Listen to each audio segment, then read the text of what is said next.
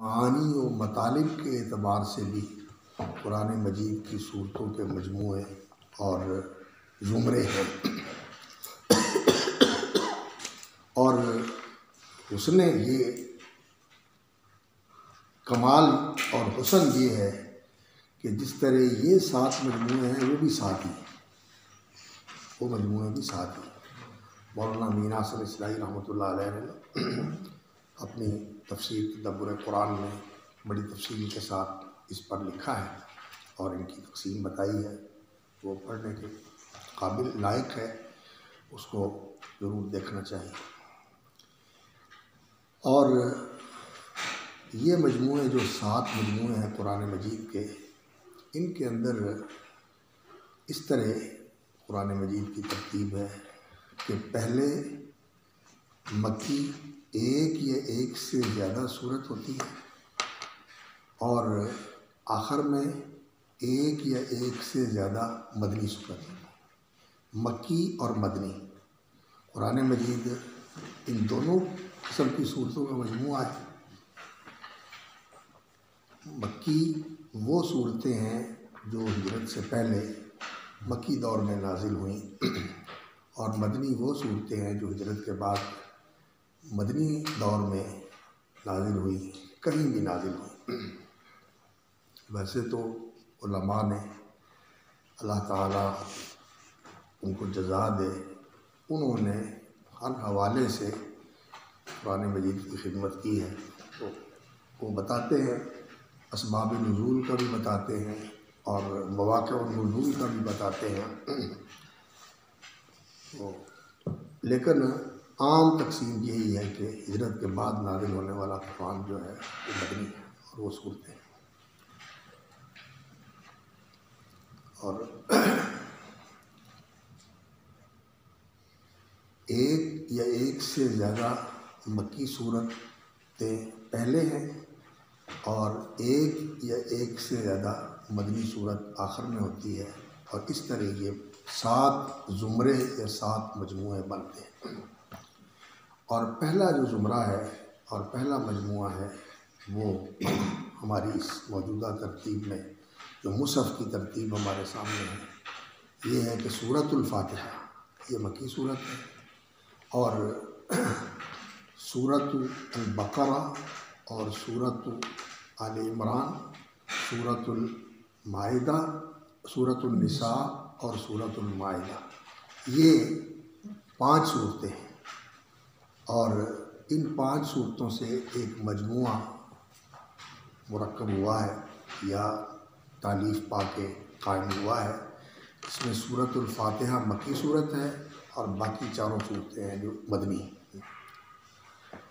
اور اس پر بھی قرآن مجید کا یہ جو تعارف ہے اور قرآن مجید کا یہ جو بیان ہے، وَلَقَدْ آتَيْنَاكَ سَبْعًا مِّنَ الْمَثَانِي وَالْقُرْآنَ الْعَظِيمِ، کہ ہم نے آپ پر، وَلَقَدْ 2 طرح ہے نا اس میں تاکید، کیسے بلا؟ لام قسم کا، اللام موطئۃ بالقسم، یہ لام جو ہے قسم میں، قسم کا مقام ہوتا ہے، یہ بتا رہا ہے کہ اس سے پہلے قسم ہے، واللہ لقد آتینا، اور قد جو ہے یہ بھی تحقیق اور تاکید کے لیے ہوتا ہے۔ لقد آتینا کا 7 من المثانی، 7 من، اس کو من ابتدائیہ یا من تبعیضیہ بھی مانے آپ تو یہ بھی ٹھیک ہو سکتا ہے، لیکن من بیانیہ اگر مان لیں تو بات بہت آسان ہو جائے۔ 7 من المثانی یعنی مثانی، اور مثانی کا کیا معنی ہوتا ہے؟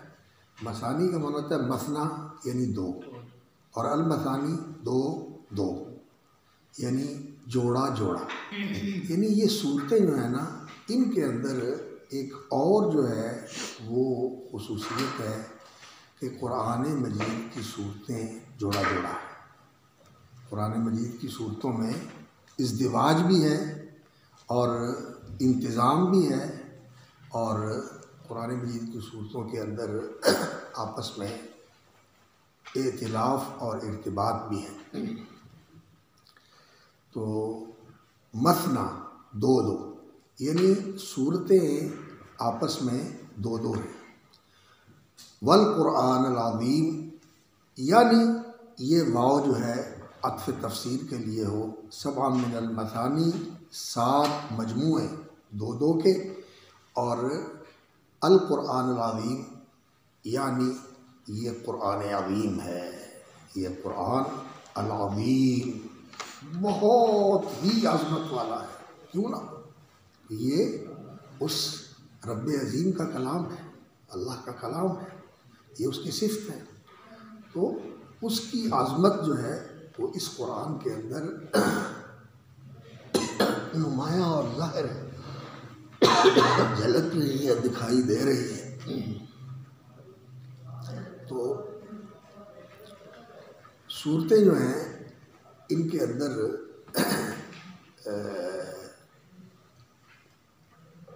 زوج اور قرائن یعنی قرین، ایسی صورتیں جو زوج کی حیثیت رکھتی ہیں. زوج کا معنی کیا ہوتا ہے؟ ایسا جوڑا جو ایک دوسرے کی تکمیل کرتا ہے، جو ایک دوسرے کی تکمیل کرتا ہے.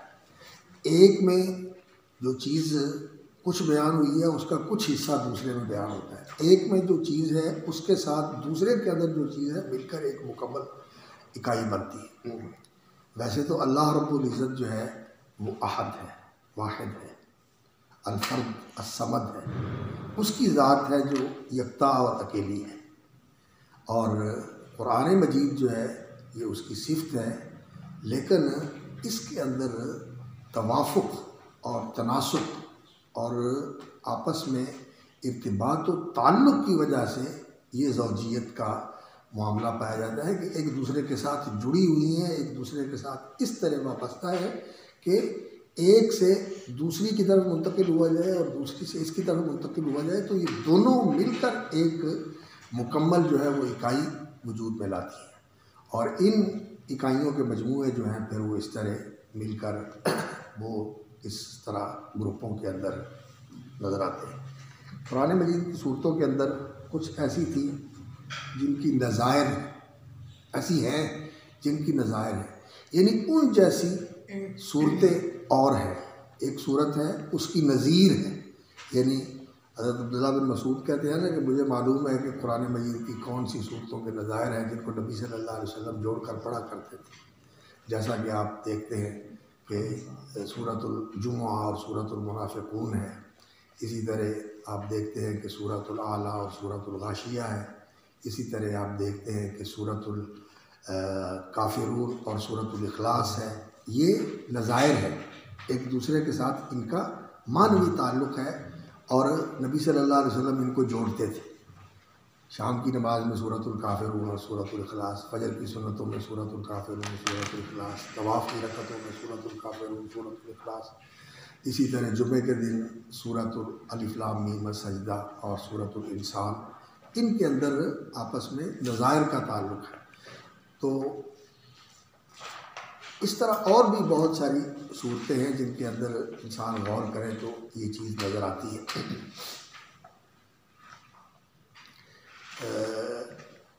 زوجیت کا تعلق بھی ہوتا ہے صورتوں کا آپس میں، اور اس طرح آپس میں ایک دوسرے کی نظیر ہونے کا بھی تعلق ہوتا ہے.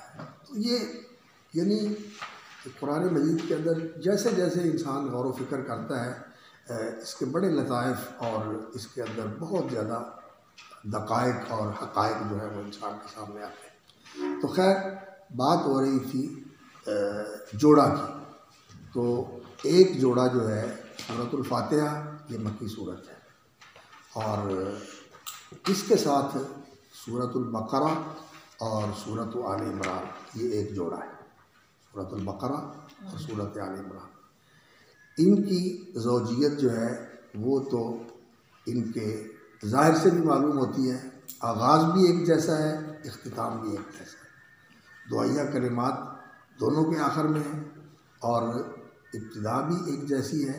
اور معنویت کے اعتبار سے اگر دیکھا جائے تو سورۃ البقرہ جو ہے یہ ایمانیات اور دعوت ایمان کے اوپر مشتمل ہے.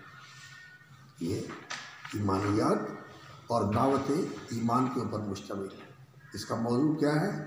ایمانیات کا بیان اور دعوت ایمان دینا، اور اس دعوت کے اعتبار سے جو انسانوں کے گروہ ہیں ان کی تقسیم کرنا، کہ ایمان کے حوالے سے پھر لوگوں کے گروہ کتنے بنتے ہیں، ایک ماننے والے مخلصین اور ایک کھلم کھلا انکار کرنے والے کفار معاندین، اور ایک بظاہر ماننے والے حقیقتاً نہ ماننے والے منافقین، نیمے دروں نیمے بروں، اوپر سے مانتے ہیں اندر سے نہیں مانتے، ان کی تقسیم۔ اور پھر جو اہل ایمان ہیں ان اہل ایمان کو ایمان کے حقائق کے ساتھ، جو ایمان کے تقاضے، جو ایمان کے ارکان کے ساتھ جو ایمان کی صفات ہیں، اور اس ایمان کے لیے پھر جو اس زندگی کے اندر انسان کو پیش کرنا ہے اسے قبول کرنے کے لیے انسان کو تیار کرنا۔ اور یہ امت جس کو اللہ رب العزت نے اب منتخب فرمایا ہے رسول اکرم صلی اللہ علیہ وسلم کی امت کے طور پر، امت مرحومہ کے طور پر، امت خیر امت کے طور پر، اس امت کو جو اللہ رب العزت نے تعلیم دی ہے اور ان کی جو اللہ رب العزت نے رہنمائی فرما کے ان کو احکامات دیے، احکام دیے ہیں، ان احکام کی پیروی کرے۔ یہ سورۃ البقرہ کے اندر، اور اس کا زوج جو ہے وہ سورۃ آل عمران ہے، اس کا زوج سورہ آل عمران ہے۔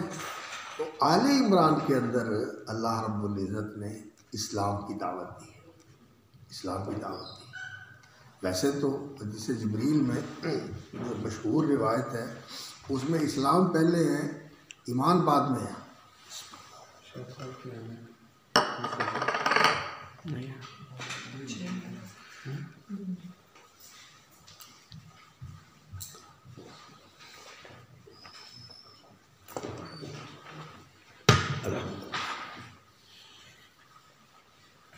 حدیث جبریل میں اسلام پہلے ہے، ایمان بعد میں ہے، اس لیے کہ حدیث جبریل والا معاملہ جو ہے نا، یہ رسول اکرم صلی اللہ علیہ وسلم کی زندگی کے آخری دنوں کا معاملہ ہے۔ آخر میں یہ ہوا تھا، اور انہوں نے آ کر جو سوال کیا تھا، اسلام کا پہلے کیا، ایمان کا بعد میں کیا، اور احسان کا اس کے بعد کیا۔ اس میں دین کی جو ترتیب ہے، عملی ترتیب، وہ بتائی ہے کہ انسان جب اس دین میں داخل ہوتا ہے تو سب سے پہلے کیا ہوتا ہے؟ اسلمت، اذ قال له ربه اسلم قال اسلمت لرب العالمین، اسلام سے ابتدا کرتا ہے۔ قالت الاعراب آمنا قل لم تؤمنوا ولكن قولوا اسلمنا، اسلام پہلے ہے، ایمان اس کے بعد ہے، اونچا درجہ ہے۔ آپ نے رسول میں پڑھا ہے نا، رسول صلی اللہ علیہ وسلم۔ تو ایمان جو ہے یہ اسلام کے بعد انسان کو حاصل ہوتا ہے۔ کون سا ایمان؟ تفصیلی اور حقیقی ایمان، جو انسان کے اندر رچ بس جائے، اور پھر اس کے بعد جو درجہ انسان کو حاصل ہوتا ہے وہ احسان کا درجہ ہے، تو اس کے بھی ایمان کے بھی اوپر ہے۔ تو ابتدا جو ہے وہ اسلام سے ہوتی ہے، کس چیز سے؟ ایمان کا جو اس اسلام کا جو سب سے پہلا رکن ہے، اشہد ان لا الہ الا اللہ وحدہ لا شریک لہ واشہد ان محمدا عبدہ ورسولہ، یہ اسلام کا پہلا رکن ہے۔ پھر اس کے بعد نماز ہے، پھر اس کے بعد زکوٰۃ ہے، پھر اس کے بعد روزہ ہے، پھر اس کے بعد حج۔ تو اسلام جو ہے عملاً پہلے ہوتا ہے، اور ایمان جو ہے یہ ویسے تو وہ نور اور روشنی ہے جو انسان کے دل کے اندر ہوتی ہے، انسان کی فطرت میں یہ ہوتی ہے، لیکن یہ آہستہ آہستہ بڑھتی ہے، آہستہ آہستہ بڑھتی ہے، جڑ بھی پکڑتی ہے، برگ و بار بھی لاتی ہے۔ الایمان بضع و سبعون شعبہ، اعلیٰ لا الہ الا اللہ، سب سے اونچا درجہ جو ہے وہ توحید کا ہے، وَأَدْنَاهَا إِمَاطَةُ الْأَذَىٰ عَنِ الطَّرِيقِ، کہ انسان جو ہے وہ اس کائنات کے اندر، اس معاشرے کے اندر نافع وجود ہوتا ہے، نافع اور مصلح اور محسن وجود ہوتا ہے، مفسد اور لوگوں کے لیے موذی اور لوگوں کے لیے ضرر رساں وجود نہیں ہوتا۔ مومن جو ہوتا ہے من امنہ الناس ولا دمائہم واموالہم، رسول اکرم صلی اللہ علیہ وسلم نے یہ صفتیں بیان فرمائی ہیں مومن کی۔ تو خیر بات دوسری طرف جا رہی ہے، ہم پلٹتے ہیں تو اس میں جو ہے نا وہ اسلام کا جو بیان کیا گیا ہے، اسلام پہلے ہے، ایمان اس کے بعد ہے، احسان اس کے بعد، لیکن یہاں ایمان کی دعوت پہلے دی گئی، اس لیے کہ مدینہ منورہ میں آ کر جو رسول اکرم صلی اللہ علیہ وسلم کے مخاطبین تھے، ان میں سے کچھ تو وہ اہل اخلاص تھے جو مسلمان ہو چکے تھے نبی صلی اللہ علیہ وسلم کی آمد سے پہلے، رسول اکرم صلی اللہ علیہ وسلم کی آمد سے پہلے آپ کے ہاتھ پہ بیعت کر چکے تھے، بیعت العقبہ الاولیٰ، بیعت العقبہ الثانیہ، اور مدینے کے ہر گھر کے اندر اسلام کا چرچا تھا، لیکن وہ اسلام جو ہے وہ مختصر سا اسلام تھا جو اس وقت تھا، لیکن جو ایمان کی تفصیلات ہیں وہ ابھی تک ان کے سامنے نہیں آئی تھی۔ ایک تو یہ گروہ تھا اہل ایمان کا، اہل اسلام کا، جن کا رسول اکرم صلی اللہ علیہ وسلم کی اس بیعت کے ساتھ جن کو اسلام بتایا، اور انہیں وہی اسلام بتایا تھا جو وہ آیت البیعت کے اندر ہے نا، حضرت عبادہ بن صامت رضی اللہ تعالیٰ عنہ بیان کرتے ہیں کہ بایعنا رسول اللہ صلی اللہ علیہ وسلم، اور وہ نبی صلی اللہ علیہ وسلم کی بیعت یہی تھی جو سورۃ الممتحنہ میں بیان کی ہے، اذا جاءک المؤمنات یبایعنک علی اللہ یشرکن باللہ شیئا ولا یسرقن ولا یزنین ولا یقتلن اولادہن ولا یأتین ببہتان یفترینہ بین ایدیہن وارجلہن ولا یعصینک فی معروف فبایعہن۔ اسی بیعت کا نبی صلی اللہ علیہ وسلم نے ان سے بھی بیعت لی تھی، یہی بیعت ان سے بھی لی تھی۔ تو یہ بیعت جو ہے آپ دیکھتے ہیں کہ یہ کیسی چیزیں ہیں، الا اللہ یشرکن باللہ شیئا ولا یسرقن ولا یزنین ولا یقتلن اولادہن ولا یأتین ببہتان یفترینہ بین ایدیہن وارجلہن ولا یعصینک فی معروف۔ یہ اسلام کے اعمال ہیں، اسلام کے اعمال، ان پہ بیعت لی تھی۔ اور حضرت مصعب بن عمیر رضی اللہ تعالیٰ عنہ اور حضرت عبداللہ بن ام مکتوم رضی اللہ تعالیٰ عنہ، جو اس وقت قرآن نازل ہوا تھا، وہ پڑھ پڑھ کے ان لوگوں کو اسلام کے اندر داخل کیا تھا۔ ایک یہ گروہ تھا، اور دوسرا گروہ جو تھا وہ اہل کتاب کا تھا، یہود تھے۔ اور یہودی کون تھے؟ یہ کلمہ پڑھنے والے لوگ تھے، دیندار لوگ تھے، اہل کتاب لوگ تھے، اہل مذہب لوگ تھے، جو اپنے آپ کو سمجھتے تھے کہ ہم تو دین والے ہیں، ہم تو کتاب والے ہیں، ہم تو وحی اور نبوت اور یہ ساری چیزوں کو ماننے والے ہیں، لیکن کس چیز کی کمی تھی ان کے اندر؟ ایمان نہیں تھا، ایمان نہیں تھا۔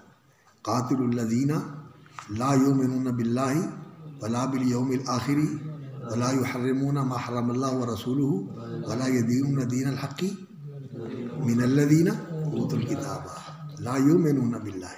صحیح ایمان نہیں تھا۔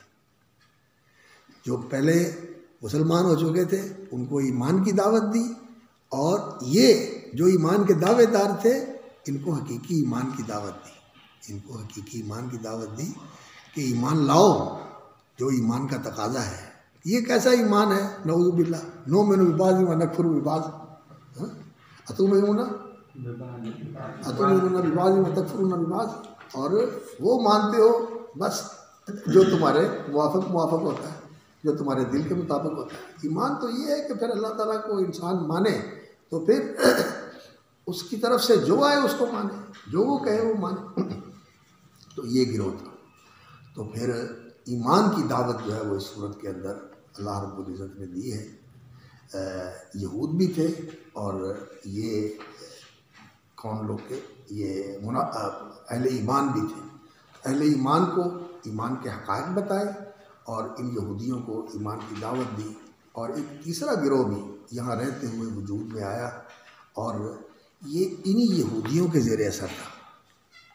یہ دوسرا گروہ یہاں وجود میں آیا، اور وہ ان یہودیوں سے ہی رہنمائی لیتا تھا کہ یہ ان کو کہتے تھے ٹھیک ہے یہ نبی تو ہیں لیکن یہ عربوں کے نبی ہیں، ہمارے لیے یہ نبی نہیں ہے، ہمارے لیے یہ نبی نہیں ہے، ہمارے لیے تو نبی جو ہوگا وہ بنی اسرائیل میں سے ہوگا، ہم تو اسی نبی کی پیروی کریں گے جو بنی اسرائیل میں سے آئے گا، ویسے ہم اہل ایمان ہیں۔ تو یہ ان خزرج اور اوس کے لوگوں میں سے جو لوگ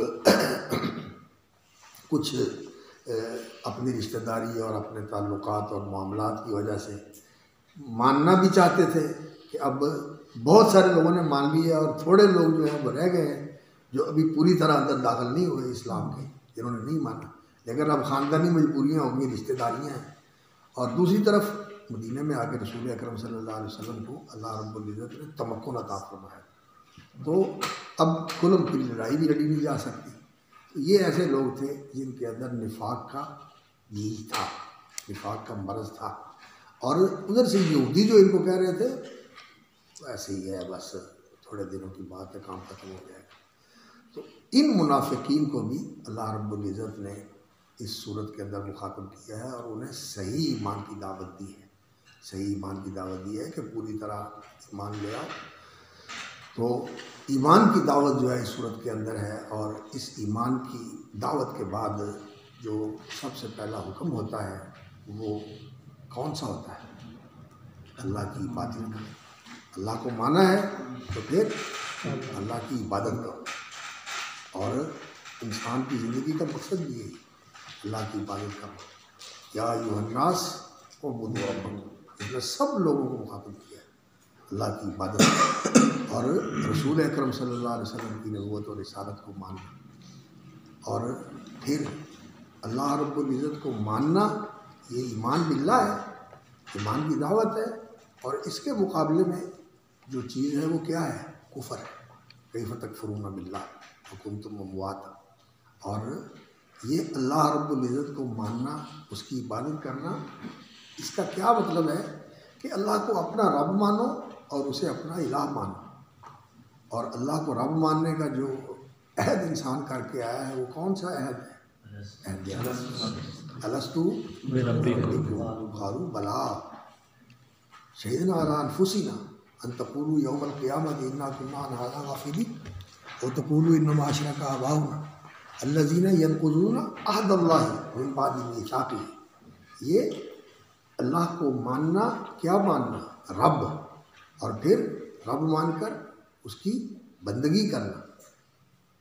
یا ایھا الناس اعبدوا ربکم الذی خلقکم والذین من قبلکم لعلکم تتقون الذی جعل لکم الارض فراشا والسماء بناء انزل من السماء ماء فاخرج به من الثمرات رزقا لکم فلا تجعلوا للہ اندادا وانتم تعلمون۔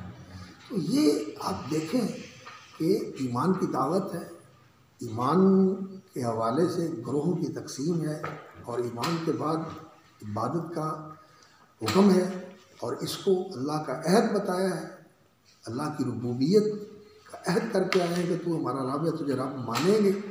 اور پھر اس کا تقاضا یہ ہے کہ جس کو رب مانا ہے اس کی بندگی کرو۔ اس کی بندگی کرنے کے لیے اس کے رسول کو ماننا پڑے گا، بندگی کیسے کرنی ہے، اور وہ رسول جو ہے اللہ کی طرف سے سچا اس کا پیغمبر ہے، اور وہ صحیح بندگی کے راستے کے اوپر چلنے والا ہے، اس لیے کہ وہ عبد کامل ہے۔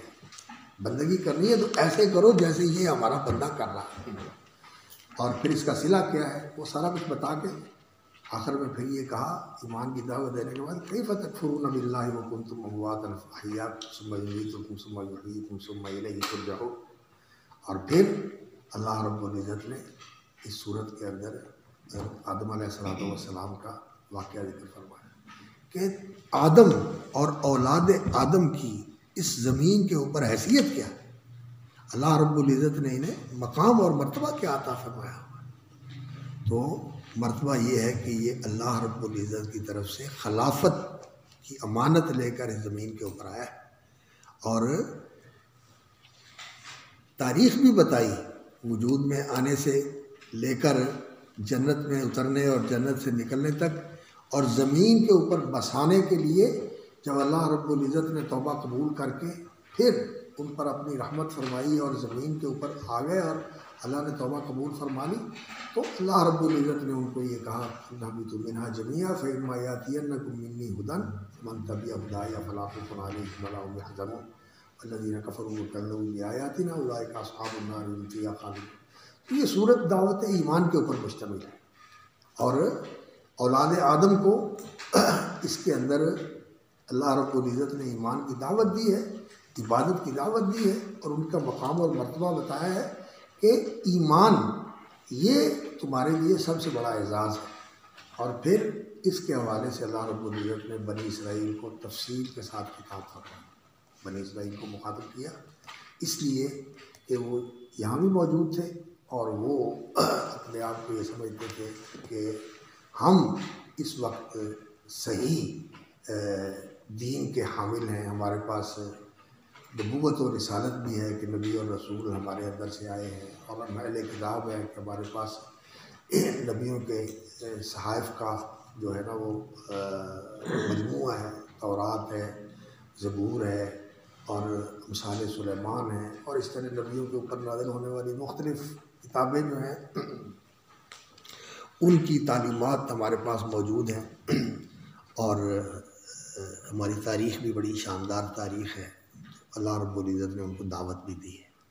تو یہ ساری جو ہے نا سورہ بسورۃ البقرہ سے یا بنی اسرائیل جو پہلا ہے یہاں سے لے کر اس پہلے سپارے کے اختتام تک جو ہے یہ بنی اسرائیل کو دعوت بھی ہے. پھر ان کا ماضی یاد دلا کر یہ بتایا ہے کہ تمہارا جو پہلا گروہ تھا وہ کیسا تھا، اللہ نے ان پر کیسی کیسی نوازشات اور انعامات فرمائے.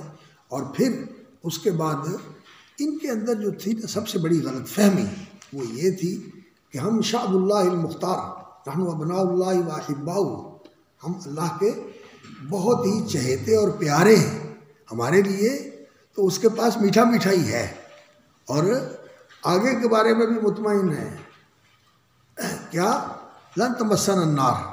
اور اگر برسبیل فرض برسبیل افتراض اگر کچھ ہوا بھی چند دن کی بات ہے، چند دن کی بات ہے اور وہ بھی تقسیم ہو کر تمام یہودیوں کے اوپر کتنے کسی کے حصے میں آئے گا، کتنا کسی کے، اس طرح کی باتیں کر کے نہ یہ مطمئن ہو جاتے اور کہتے تھے کہ ہمیں تو عذاب ہونا ہی نہیں. تو اللہ رب العزت نے تاریخ کے حوالے کے ساتھ ان کے سامنے ذکر کیا کہ اللہ رب العزت کے ساتھ کسی کا ایسا تعلق نہیں ہے کہ وہ غلطی کرے تو اس کو اس کا خمیازہ نہ بھگتنا پڑے.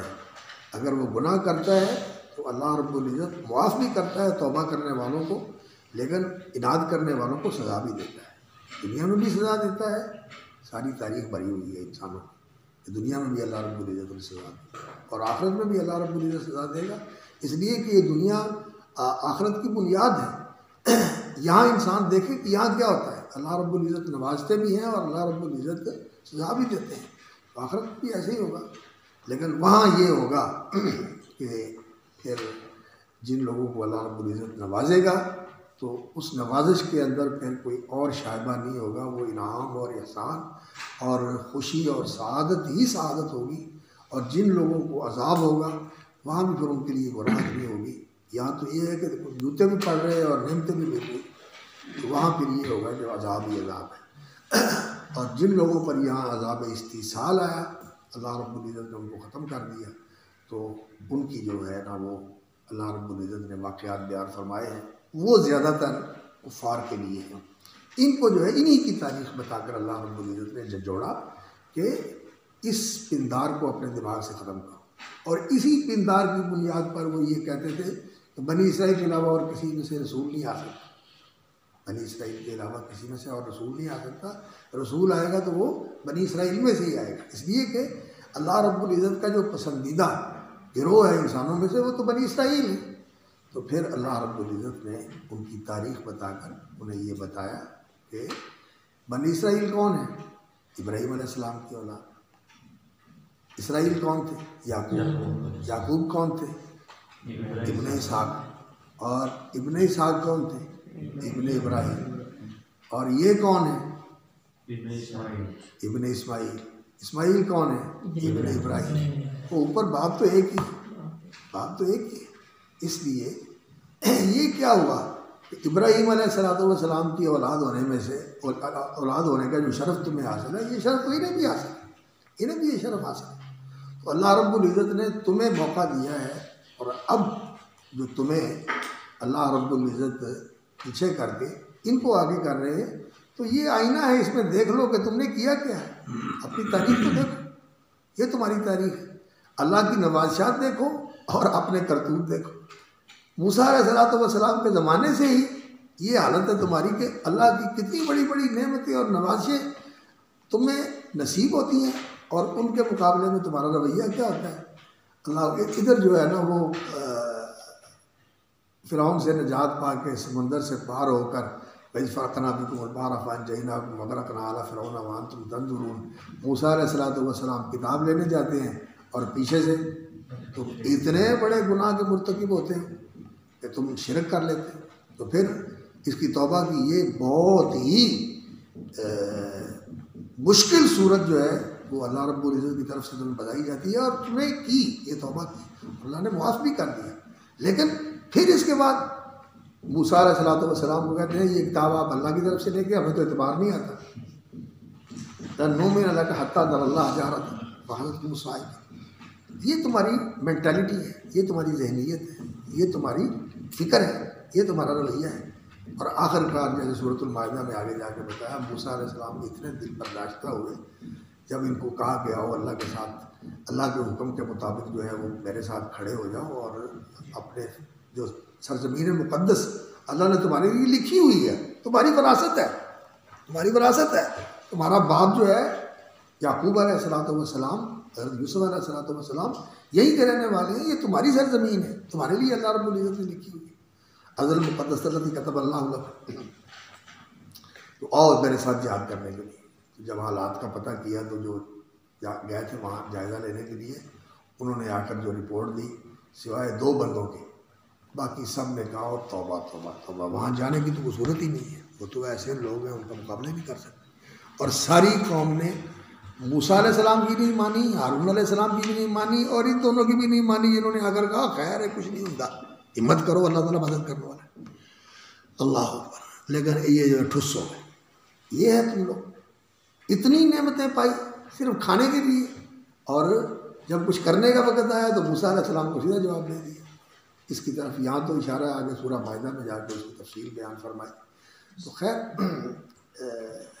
یہ ان کو ایمان کی دعوت دی ہے، اور پھر جو نبی صلی اللہ علیہ وسلم کی امت ہے جن کو اللہ رب العزت نے ایمان کی دولت سے نوازا ہے، پھر رخ جو ہے وہ ان کی طرف ہو جاتا ہے سورۃ البقرہ کے اندر کہ تم ابراہیم علیہ السلام کی دعا کے نتیجے میں وجود میں آئے، اور ابراہیم علیہ السلام نے کعبے کی تعمیر کی تھی، یہ تمہارا مرکز ہے، یہ تمہارا مرکز ہے۔ اور بحیثیت امت کے جو ذمہ داری ان کو دی گئی تھی، وَفَضَّلْنَاهُمْ عَلَى الْعَالَمِينَ وَأَنِّي فَضَّلْتُكُمْ عَلَى الْعَالَمِينَ، یہ جو ان کو چیز حاصل ہوئی تھی نا، اب وہ وہاں سے اتار کے ہمارے ساتھ پہ رکھا جا رہا ہے۔ اللہ رب العزت نے یہ چیز تمہیں اب عطا فرما دی ہے، جعلناکم امۃ وسطا۔ اور آگے جا کے سورۃ آل عمران میں کنتم خیر امۃ اخرجت للناس، تو یہ اللہ رب العزت نے اب اس امت کو مخاطب کیا ہے، ان کو ان کا مرکز بتایا کہ نبی صلی اللہ علیہ وسلم کا وجود وصعود ابراہیم علیہ السلام کی دعاؤں کے نتیجے میں اللہ رب العزت نے ظاہر فرمایا ہے، اور تمہارا ابراہیم علیہ السلام کے ساتھ جو تعلق ہے وہ دین کا بھی ہے اور خون کا بھی ہے۔ تم ان کی اولاد بھی ہو، اسماعیل علیہ السلام کی اولاد بھی ہو، اور دین کا بھی ہے کہ تم اس دین کے اوپر ہو جو ابراہیم علیہ السلام وَمَن يَرْغَبُ عَن مِّلَّةِ إِبْرَاهِيمَ إِلَّا مَن سَفِهَ نَفْسَهُ وَلَقَدِ اصْطَفَيْنَاهُ فِي الدُّنْيَا وَإِنَّهُ فِي الْآخِرَةِ لَمِنَ الصَّالِحِينَ إِذْ قَالَ لَهُ رَبُّهُ أَسْلِمْ قَالَ أَسْلَمْتُ لِرَبِّ الْعَالَمِينَ۔ اور یہی دین جو ہے یہ یعقوب علیہ السلام کا بھی تھا، اور ان کے بعد آنے والے نبیوں کا بھی تھا، اور حضرت ابراہیم علیہ السلام کا بھی دین یہی تھا، اور تمہارا بھی دین یہی ہے۔ تو اس طرح پھر جو ہے نا اس امت کو یہاں سے اللہ رب العزت نے مخاطب کر کے ان کو ان کے مرکز کے اوپر اللہ رب العزت نے کھڑا کیا ہے، اور پھر اس مرکز کو ان کے لیے اللہ رب العزت نے ایسا مرکز بنا دیا دین کا کہ اس کے ساتھ تم نے جڑے رہنا ہے، اس کے ساتھ مرکز کے ساتھ تم نے جڑے رہنا ہے۔ کیسے جڑے رہنا ہے؟ کہ جب اللہ کی عبادت کرنی ہے، جو اللہ رب العزت کی عبادت کا جو سب سے زندگی کے اندر زیادہ کیا جانے والا عمل ہے، وہ کیا ہے؟ نماز۔ عبادت کا جو سب سے زیادہ سر انجام دیا جانے والا عمل ہے، وہ کیا ہے؟ نماز۔ موسیٰ علیہ السلام کو اللہ رب العزت نے جب پیغمبری عطا فرمائی تو پھر کیا کہا؟ اننی انا اللہ لا الہ الا انا فاعبدنی واقم الصلاۃ لذکری۔ نماز یہ نماز جو ہے یہ عبادت کا ایسا عمل ہے کہ یہ ساری زندگی کے لیے اور ہر جگہ کے لیے، ہر طرح کے حالات کے اندر ہے، اور کوئی وقت بھی ایسا نہیں ہے جب انسان جو ہے اس نماز سے منقطع۔ تو اس لیے اس نماز کا جو جہت ہے، جو سمت ہے، اللہ کی عبادت کرنی ہے، اور سمت اور جہت کون سی ہوگی جس وقت تم نے عبادت کرنی ہے؟ یہ بیت اللہ، مثابۃ للناس، جس کو اللہ رب العزت نے مثابۃ للناس بنایا ہے، امن کی جگہ بنایا ہے۔ مثابہ کا معنی کیا ہوتا ہے؟ ٹھہرنے کی جگہ، مثابۃ للناس۔ صحابہ یسوع کا معنی اصل میں یہ ہوتا ہے لوٹنا۔ ثواب کیا ہوتا ہے؟ عمل کرتے ہیں، اس کا اجر جو آپ کو پلٹ کے آتا ہے وہ ثواب ہوتا ہے۔ تو مثابہ جو ہوتا ہے اس کا معنی ہوتا ہے صحابہ یسوع، لوٹنا، پلٹنا۔ تو وَإِذْ جَعَلْنَا الْبَيْتَ مَثَابَةً لِلنَّاسِ، اللہ رب العزت نے اس گھر کو مثابۃ للناس، لوگوں کے لیے پلٹنے کی جگہ بنائی ہے۔ کیسی پلٹنے کی جگہ ہے؟ جو جاتا ہے وہ کرتا پھر انسان جو ہے وہ سیر ہی نہیں ہوتا۔ جو وہاں رہنے والے ہیں، جن کو اللہ رب العزت نے ایمان کے ساتھ وہاں رہنا نصیب کیا ہے، وہ تو بڑے ہی خوش نصیب ہیں۔ نبی صلی اللہ علیہ وسلم نے فرمایا اگر تیری قوم نے مجھے نکالا نہ ہوتا تو میں جاتا نہ، تو میں چھوڑ کر، یہ مجھے رہنے نہیں دیتے، مجھے اللہ کی بندگی نہیں کرنے دیتے، اس لیے میں جا رہا ہوں۔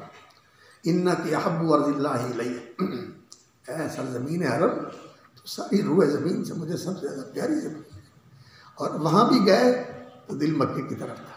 قد نری تقلب وجهک فی السماء مثابۃ للناس، یہ لوگوں کے لیے ایسی پلٹ کے آنے کی جگہ ہے، جتنی بار جاتا ہے شوق پڑتا ہے۔ یہ مرکز ہے تمہارا، اس کے ساتھ جڑے ہوئے، اور جہاں بھی جاؤ قد نری تقلب وجهک فی السماء فلنولینک قبلۃ ترضاها فول وجهک شطر المسجد الحرام۔ اور مسلمان جو ہیں پوری دنیا کے اندر جیسے بیت اللہ کے سامنے کھڑے ہو کے نماز پڑھتے ہیں دائرے کی شکل میں، یہ دائرے پھیلتے چلے جاتے ہیں پوری روئے زمین کے اوپر۔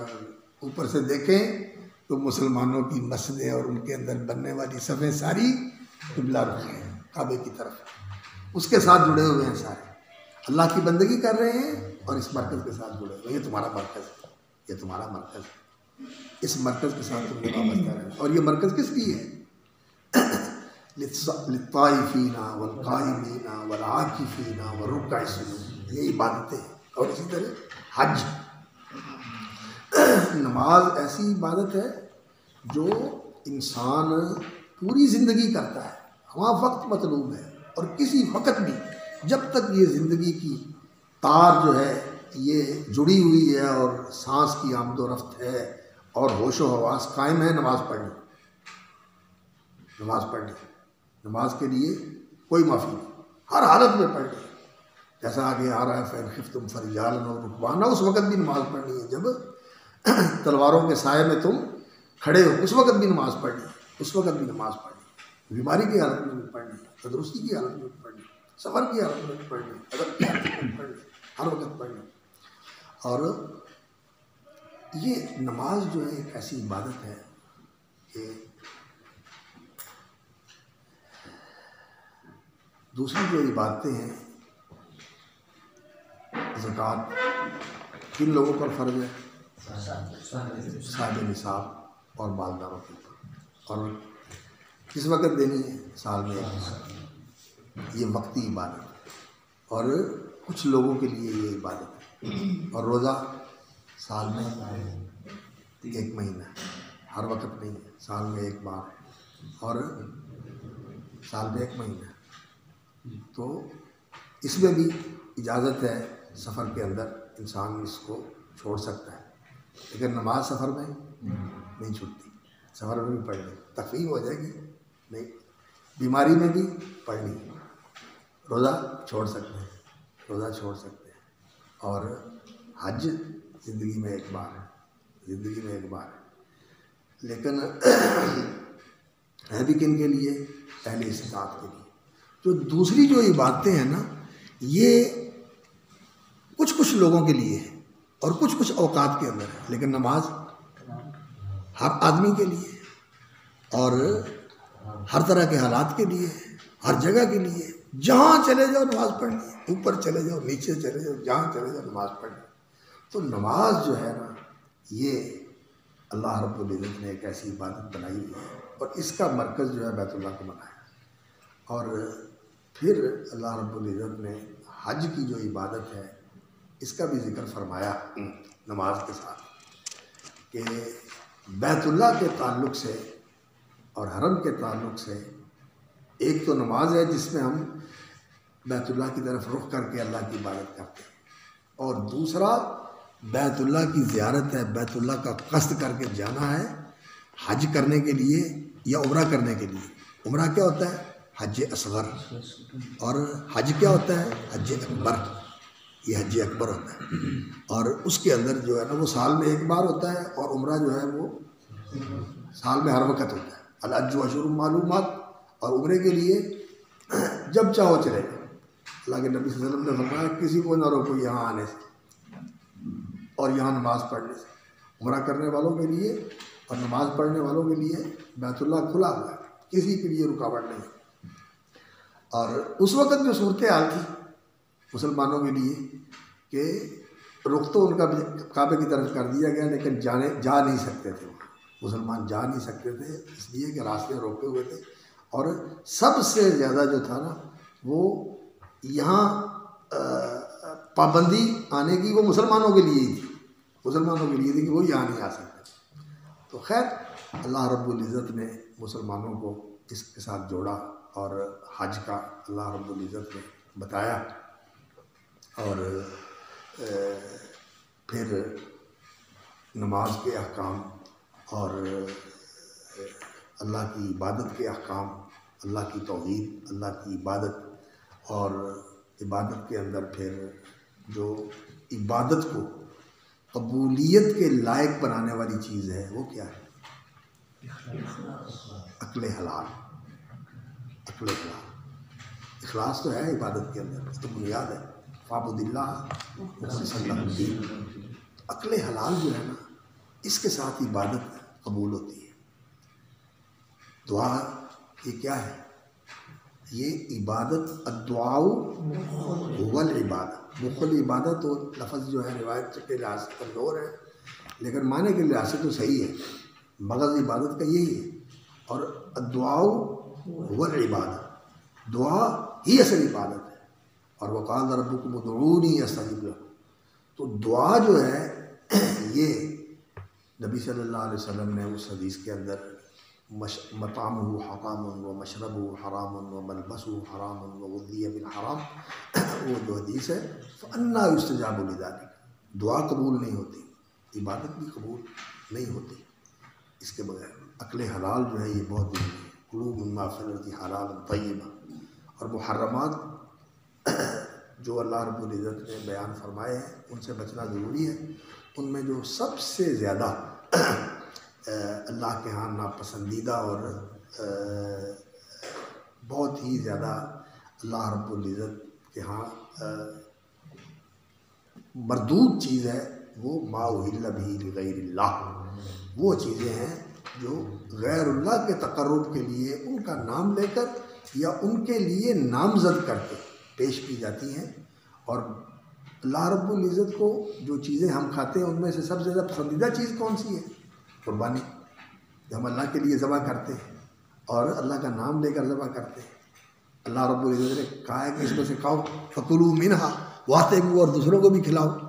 اور جو غیر اللہ کے لیے ہے وہ فرمایا کہ ہاں تو ما اہل بہ لغیر اللہ. تو عقل حلال جو ہے یہ عبادت کے لیے بنیاد ہے. اور پھر جو دین کی تعلیمات ہیں، جو ایمان کے تقاضے ہیں، کہ ایمان جو ہوتا ہے یہ انسانوں کے اندر جو وصف پیدا کرتا ہے وہ کیا ہوتا ہے؟ اللہ کے لیے ایسا، اللہ کے ساتھ ایسا تعلق ماننے کا کہ انسان کا دل جو ہے یہ اللہ رب العزت کی محبت سے سرشار ہو جائے اور اللہ کا دھیان ایسے رہے کہ ہر وقت دل جو ہے وہ اللہ کی طرف متوجہ رہے. ایمان یہی ہوتا ہے نا. ایمان کیا ہے؟ ما وقر فی القلب وصدقہ العمل. حضرت حسن بصری نے کہا تھا الایمان ما وقر فی القلب، جو قلب میں ٹھہرا ہوا ہے اور عمل اس کی تصدیق کرتا ہے. ایمان یہ ہوتا ہے. یہ بندے کے دل کے اندر ایمان جو ہے یہ اترا ہوا ہوتا ہے. اور پھر مومن بننے کے بعد جو انسان کا وصف کیا ہوتا ہے وہ یہ ہوتا ہے کہ المومن من امنہ الناس ولا دمائہم واموالہم. انسان نہ کسی کے مال کے لیے خطرہ ہوتا ہے اور نہ کسی کی جان کے لیے خطرہ ہوتا ہے. لوگوں کو مالی طور پر بھی تحفظ حاصل ہوتا ہے کہ مومن جو ہے وہ کسی کا مال کھائے گا نہیں، خرد برد نہیں کرے گا، خیانت نہیں کرے گا. اور جان کے لیے بھی خطرہ نہیں ہے کہ مومن جو ہے وہ کسی کو ناحق مارتا نہیں. تو پھر اللہ رب العزت نے اسی کے حوالے سے آیت البر کے اندر اللہ رب العزت نے ایمان کے تمام جزیات اور جو ایمان کے مقتضیات ہیں وہ بیان فرمائے. اور پھر ساتھ ہی اللہ رب العزت نے قصاص کا حکم بیان فرمایا. خون کی حرمت اور خون کا تقدس، اور یہ کہ کوئی مسلمان جو ہے وہ کسی مسلمان کو قتل نہ کرے. اور اس کے لیے اللہ رب العزت نے قصاص مشروع فرمایا. اور کتب علیکم القصاص فی القتل الحر بالحر والعبد بالعبد. اور یہ اس ماحول کے اندر مسلمانوں کو تعلیم دی جا رہی ہے جہاں انسانی جان کی کوئی قیمت ہی نہیں ہے. بندہ مارنا تو مولی کاٹنے کی طرح تھی. بندہ مارنا تو کوئی حیثیت نہیں رکھتا. ایسا جہاں کسی کو مانتا ہی نہیں ہے کوئی، نہ کوئی قانون، نہ کوئی بادشاہ، نہ کوئی بڑا. ہر بندہ کہتا ہے میں کس انسان، میں کسی کو کیا جانتا.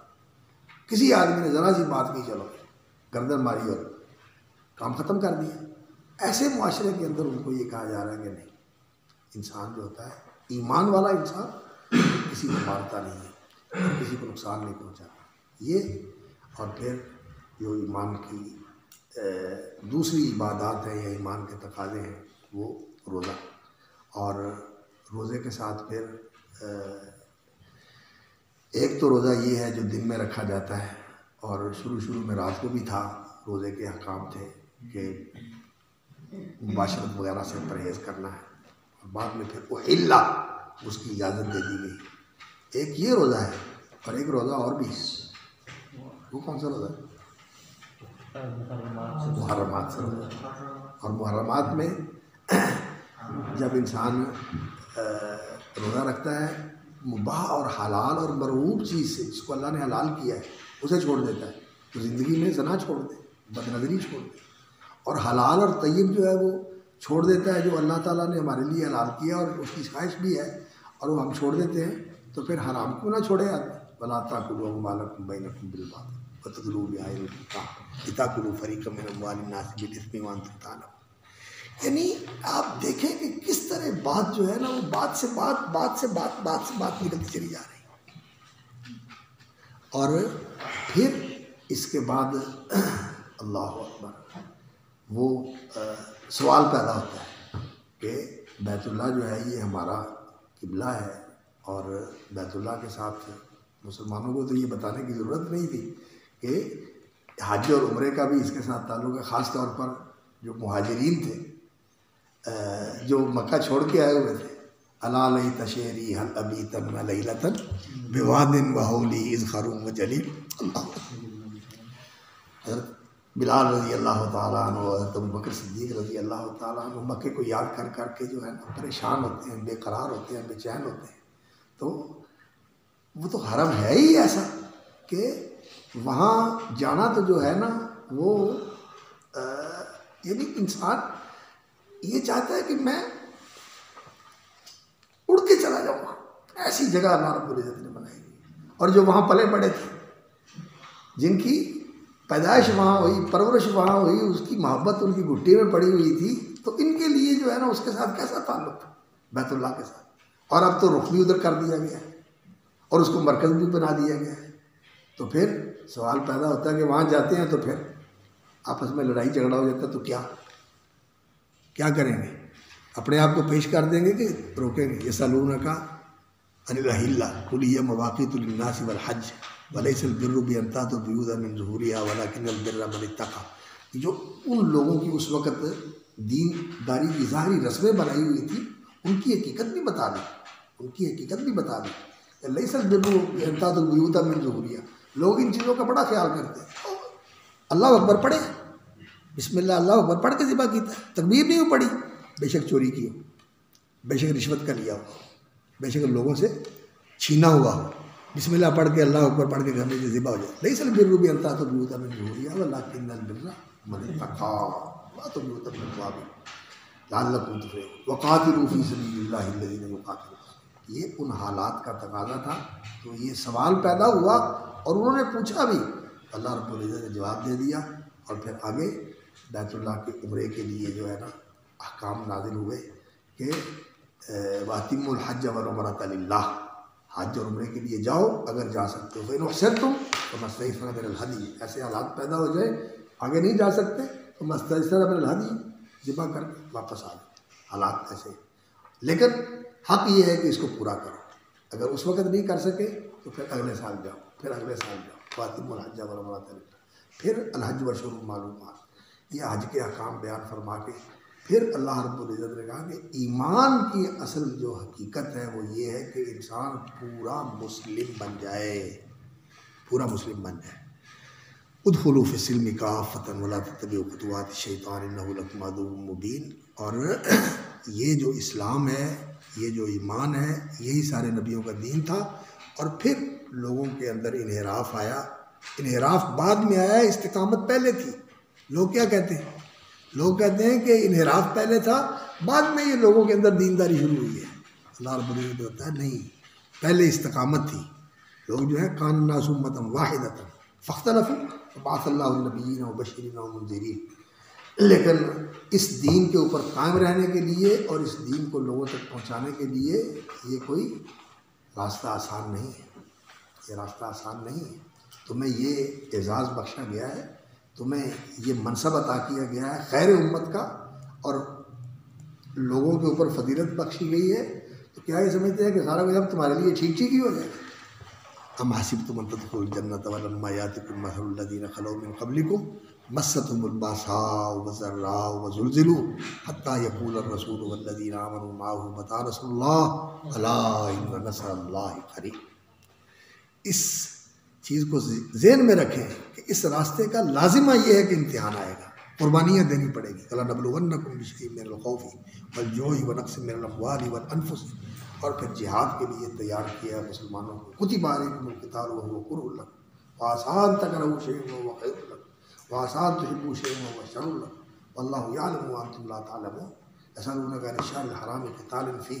سوال ہوا ہے لیکن اس کے ساتھ جڑا ہوا ہے کہ اگر اشہر الحرم میں یہ بات پیش آ جائے القتال فیہ کبیر وصد عن سبیل اللہ وکفر بہ والمسجد الحرام واخراج اہلہ منہ اکبر عند اللہ والفتنۃ اکبر من القتل. یہ جو جرم ہو رہے ہیں یہ اس سے کہیں بڑے، اس مہینے میں جرم کرنے سے، اس مہینے میں لڑائی کرنے سے کہیں بڑے جرم ہیں، لیکن اس کا بڑا خیال ہے اور یہ جرم کیے جا رہے ہیں. کون لوگ کر رہے ہیں؟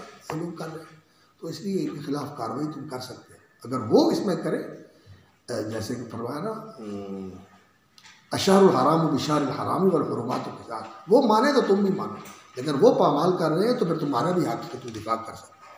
اس طرح جو ہے نا مسلمانوں کو جہاد کے لیے تیار کیا. اور پھر جو ہے نا مسلمانوں کو یہ تعلیم دی کہ اس ایمان کا تقاضا یہ ہے کہ انسان وہم بالآخرۃ ہم یوقنون، جہاں پہلے ایمان کے بتایا تھا اوصاف مومنین کے، آخرت پر ایمان رکھتے ہیں، اور اس زندگی کے اندر جو اہل ایمان ہیں دنیا تو جی رہے ہیں لیکن ان کی فکر کیا ہوتی ہے؟ آخرت کی فکر، ان کی آخرت کی ہوتی ہے۔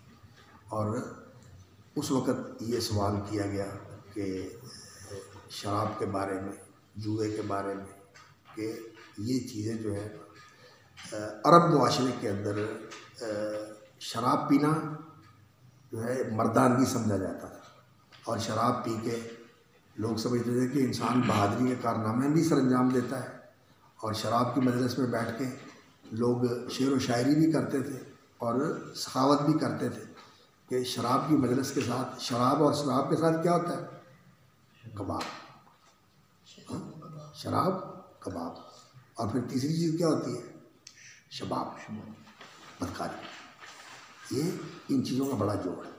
تو پھر وہ کیا کرتے تھے؟ اونٹ ذبح کرتے تھے اور باربیکیو کرتے تھے، بٹیاں لگی ہوئی ہیں اور تکے بن رہے ہیں اور گوشت بھونا جا رہا ہے اور کھایا جا رہا ہے، پیا جا رہا ہے، ناچ گانے، یہ ان کی معاشرت تھی، یہ ان کی معاشرت تھی۔ اور اس میں سخاوت بھی بڑی کرتے تھے، بھوکے لوگ آگے بڑھو، آجا آجا بھیا کھا لیا، کھا، وہ کھا تو کھاتا کیوں، بڑی سخاوت بھی ہوتی تھی۔ تو شراب کی مجلس میں صرف شراب ہی نہیں ہوتی تھی، بلکہ جو شراب کی مجلس میں آتا نہیں تھا کہتے تھے بڑا بزدل ہے اور بڑا بخیل ہے، کہ یہ کہتا ہے کہ مجھ سے آج اس نے دعوت کی ہوئی ہے، کل تم نے کرنی ہے، کل تیرے ڈیرے پہ ہوگا، کل اس کے ڈیرے پہ ہوگا۔ شراب تو ان کا جو ہے نا ایک ایسا عمل تھا، اس کے اندر جو ہے نا بڑی سخاوت بھی ہوتی تھی، بہادری بھی ہوتی تھی، عیش و عشرت بھی ہوتی تھی۔ صرف یہی نہیں کہ نشے کے لیے ہوتا تھا، اس کے ساتھ اور بھی بہت ساری چیزیں جڑی ہوئی تھیں۔ یسألونک عن الخمر والمیسر قل فیہما اسم کبیر ومنافع للناس۔ یہ منافع کا سمجھ آئی کیا ہے اس میں؟ یہ ان کی معاشرت کا تھا، سخاوت کرتے تھے، لوگوں کو کھانا کھلاتے تھے اور عیش و عشرت بھی کرتے تھے۔ جوئے میں بھی ایسے ہی تھا، جوا بھی کھیلتے تھے، اسی مجلس میں جوا کھیلتے تھے، اور جو جوئے میں جیتتے تھے، جوا ان کا پیسے تو ان کے پاس تھوڑے ہوتے تھے، اونٹ اور گھوڑے ہی ہوتے تھے، اونٹ اور گھوڑوں کے اوپر جوا کھیلا جاتا تھا۔ تو اونٹ اگر جو جوئے کے جتنے جیتے جاتے تھے پھر ان کو کیا کرتے تھے؟ گھر لے جاتے تھے؟ نہیں، وہیں ذبح کر دیتے، وہیں ذبح کر دیتے۔ وہ آپ کو یاد ہے نا وہ حضرت حمزہ رضی اللہ تعالیٰ عنہ والا واقعہ، حضرت علی کی اونٹنی ذبح کر دی انہوں نے۔ تو وہ اس طرح جو ہے نا وہ جوا کھیلتے تھے اور اس طرح جو ہے نا وہ شراب پیتے تھے۔ تو اللہ رب العزت نے سوال پیدا ہوا کہ اب ہم کیا کریں، اس چیز کو جاری رکھیں۔ یہ بتایا کہ فیہما اسم کبیر ومنافع للناس واسمہما اکبر من نفعہما یسألونک ماذا ینفقون۔ اور سوال یہ ہے کہ ابھی زکوٰۃ کا نصاب اور اس طرح کی جو تفصیلات ہیں یہ طے نہیں ہیں، صرف یہی کہا گیا کہ آت المال علی حبہ ذوی القربہ، اور اقام الصلاۃ و آت الزکوٰۃ، زکوٰۃ دینی ہے، لیکن نصاب اور اس کی جو شرح ہے اور اس کی جو تفصیلات ہیں وہ ابھی تک بیان نہیں ہوئی۔ مطلق زکوٰۃ دینے کو کہا گیا کہ مال میں سے خرچ کرو، خرچ کرو، خرچ کرو، خرچ کرو، اور پھر پوچھتے ہیں کہ کن کے اوپر خرچ کریں، وہ بھی بتا دیا۔ قل ما انفقتم من خیر فللوالدین والاقربین والیتامی والمساکین وابن السبیل وما تفعلوا من خیر فإن اللہ بہ علیم۔ اور کیا خرچ کریں، کیا نصاب ہے اس کا؟ فرمایا حق تو یہ ہے کہ یسألونک ماذا ینفقون قل العفو، جو تیری ضرورت سے زائد ہے یہ سارا ہی خرچ کر دے بس۔ اور نبی صلی اللہ علیہ وسلم نے یعنی یہ ایجاباً تو نہیں لیکن ترغیباً، اور پہلے شروع میں شاید ایجاباً ہی تھا یہ کہ جس کے پاس 2 سواریاں ہیں ایک بھائی کو دے دے، جس کے پاس 2 گھر ہیں ایک اپنے بھائی کو دے، جس کے پاس اس کی ضرورت سے زیادہ ہے دوسرا جو ہے وہ دوسرے کو دے۔ قل العفو کذالک یبین اللہ لکم الآیات لعلکم تتفکرون فی الدنیا والآخرہ۔ یہ جو پیسے کا انفاق ہے اس طرح تم سے مطالبہ کیا جا رہا ہے پیسہ خرچ کرنے کا، جہاد کے لیے خرچ کرنے کا، غرباء فقراء مساکین کے لیے خرچ کرنے کا، یہ ایمان کا تقاضا ہے۔ اور مومن جو ہوتا ہے جب وہ اس طرح خرچ کرنے والا ہو تو پھر بہت اونچا درجہ ہوتا ہے اس کا، اور اس کے لیے تم پوچھتے ہو کہ کہاں تک خرچ کریں. حق تو یہ ہے کہ یہ سارون کا ماذا ينفقون قل العفو، جو تیری ضرورت سے زیادہ ہے وہ سارا ہی دے دے اللہ تعالیٰ، سارا ہی اللہ تعالیٰ، سب دوسروں کو دے. کیوں؟ ذالک یبین اللہ لکم الآیات، اللہ تعالیٰ اس طرح آیتیں بیان کرتا ہے کس لیے؟ لعلکم تتفکرون دنیا والآخرہ. سوچو کہ جو دے دیا وہ کیا ہے؟ وہ بچا لیا، اور جو رکھ لیا وہ کما لیا. وہ مشہور حدیث ہے نا حضرت عائشہ والی، وہ جو ان کے پاس بکری تھی تو انہوں نے کہا کہ سارا ہی جو ہے نا وہ چلا گیا، صرف ذرا بچا ہے. فرمایا وہ سارا ہی بچ گیا، یہ گیا ہے، جو چلا گیا وہ بچ گیا، جو چلا گیا وہ بچ گیا، جو بچ گیا یہ رہ گیا، یعنی یہ بندے کے کام نہیں آیا. ما اکلتم فافنیتم وما لبستم فابلیتم وما تصدقتم فامضیتم، یہ تم نے محفوظ کر لیا. تو اللہ رب العزت نے مسلمانوں کی جو تربیت فرمائی ہے یہ سارے ایمانیات ہیں اور ایمان کے تقاضے ہیں جن کی اللہ رب العزت نے اس سورۃ البقرہ کے اندر ذکر فرما کے مسلمانوں کی تربیت فرمائی. اور پھر جو معاشرے کے ایسے طبقے ہیں یسألونک عن الیتامی، اس کے یتیموں کے اوپر خرچ کرنا ہے، اور پھر اسی طرح جو ہے نا نکاح طلاق کے مسائل، معاشرت کے مسائل، یہ سارے اہل ایمان کی تربیت، تزکیہ اور تطہیر کے امور ہیں. اور یہ اس وقت کے حالات تھے جن کے متعلق اللہ رب العزت نے احکام عطا فرمائے کہ رشتہ داریاں ہیں، کہاں کرنا ہے کہاں نہیں کرنا، کس کے ساتھ کرنا ہے کس کے ساتھ نہیں کرنا، اللہ رب العزت نے اس کا بتایا. اور رہن سہن کے لیے اور میاں بیوی کے تعلقات کے لیے اللہ رب العزت نے یہ بھی حدود بتائے، اس لیے کہ ان کو پاکیزگی کے اوپر. اور مومن جو ہوتا ہے اس کے اندر الطہور شطر الایمان، یہ ایمان کا حصہ ہے پاکیزگی. کھانے میں بھی پاکیزگی، معاشرت میں بھی پاکیزگی، اور رہن سہن میں بھی پاکیزگی. اسی پاکیزگی کے حوالے سے اللہ رب العزت نے کچھ احکام دیے کہ یسألونک عن المحیض، اور پھر فاتوا نساءکم فاتوا حرثکم انا شئتم وقدموا لانفسکم، تربیت فرمائی کہ صرف انسان اپنی شہوت کی تسکین کو ہی ملحوظ نہ رکھے بلکہ اگلی بھی فکر کرے. اصل نیت ہوتی ہے، ایک نیت یہ ہے کہ صرف انسان شہوانی تسکین کے لیے اپنے جنسی جذبات کو جنسی جذبات کی تسکین کر کے لطف اندوز ہونے کے لیے مباشرت کرتا ہے. ایک یہ ہے کہ انسان اللہ کا حکم سمجھ کر حرام سے بچ کے حلال کی طرف جاتا ہے اور اپنے آپ کو حلال تک محدود رکھتا ہے. اور انسان جو ہے وہ یہ چاہتا ہے کہ میں بھی سوچ، آنکھ اور شرمگاہ کے اعتبار سے پاک رہوں اور میرا شریک زندگی بھی پاک رہے. ایک یہ ہے کہ کیا ہو جاتا ہے وفی بضع احدکم صدقہ، جیسے نبی صلی اللہ علیہ وسلم نے فرمایا قدموا لانفسکم. اور اصل چیز جو ہے وہ کیا ہے؟ اللہ سے اولاد مانگنا، کہ انسان اولاد پیدا کرے. لوگوں نے اب اس کو کیا مقصد بنا لیا، کہتے ہیں ہمیں اولاد نہیں چاہیے، اولاد نہیں چاہیے، اولاد نہیں پیدا کرنی، اور پیدا بھی کرنی ہے تو صرف تھوڑی اولاد پیدا کرنی نہیں. قدموا لانفسکم، یہ اپنے لیے آگے بھیجو. یہ جو تمہاری اولاد ہوگی تمہارے پیچھے، تمہارے لیے مسلمان اولاد چھوڑ جاؤ گے تو یہ تمہارے لیے صدقہ بنے گی، دعائیں کریں گے تمہارے لیے، نیکیوں کا ایک ایسا سلسلہ شروع ہو جائے گا کہ تمہارے جانے کے بعد بھی جاری رہے گا. قدموا لانفسکم. تو اس طرح پھر اسی سے آگے جو ہے نا وہ الہ کی بات آ گئی، الہ سے پھر طلاق کی بات آ گئی، اور پھر طلاق سے عدت کی بات آ گئی، رضا کی بات آ گئی، اور یہ سارے سلسلے اسی سے ہوتے ہوتے، اس لیے کہ جو مومن ہوتا ہے یہ اپنے رہن سہن میں بہت ہی خدا ترس ہوتا ہے. تقویٰ جو ہے نا اصل وہ چیز ہے. اور سورۃ الطلاق کے اندر بھی اور یہاں بھی حقا علی المتقین حقا علی المحسنین اور اتقوا اللہ، یہ تقویٰ جو ہے نا یہ اصل معاشرت کے اندر جو انسان کا رہن سہن ہے وہاں آ کر تقوی کا پتہ چلتا ہے کہ متقی کتنا ہے. ہم تقویٰ کیا سمجھتے ہیں؟ ماشاءاللہ داڑھی رکھی ہوئی ہے، سرما لگایا ہوا ہے، شلوار اٹھائی ہوئی ہے، اور ان چیزوں کے اندر ہم سمجھتے ہیں کہ تقویٰ ہے. لیکن اگر ایسے لوگوں کا رویہ دیکھا جائے گھر کے اندر، بچوں کے ساتھ، رشتہ داروں کے ساتھ، پڑوسیوں کے ساتھ، آس پاس رہنے والوں کے ساتھ ظالمانہ ہوتا ہے، بڑا سنگ دلی والا ہوتا ہے، بہت نفرت انگیز ہوتا ہے۔ تو نبی صلی اللہ علیہ وسلم نے کیا فرمایا؟ تقویٰ ہاہنا اشارہ الی صدری۔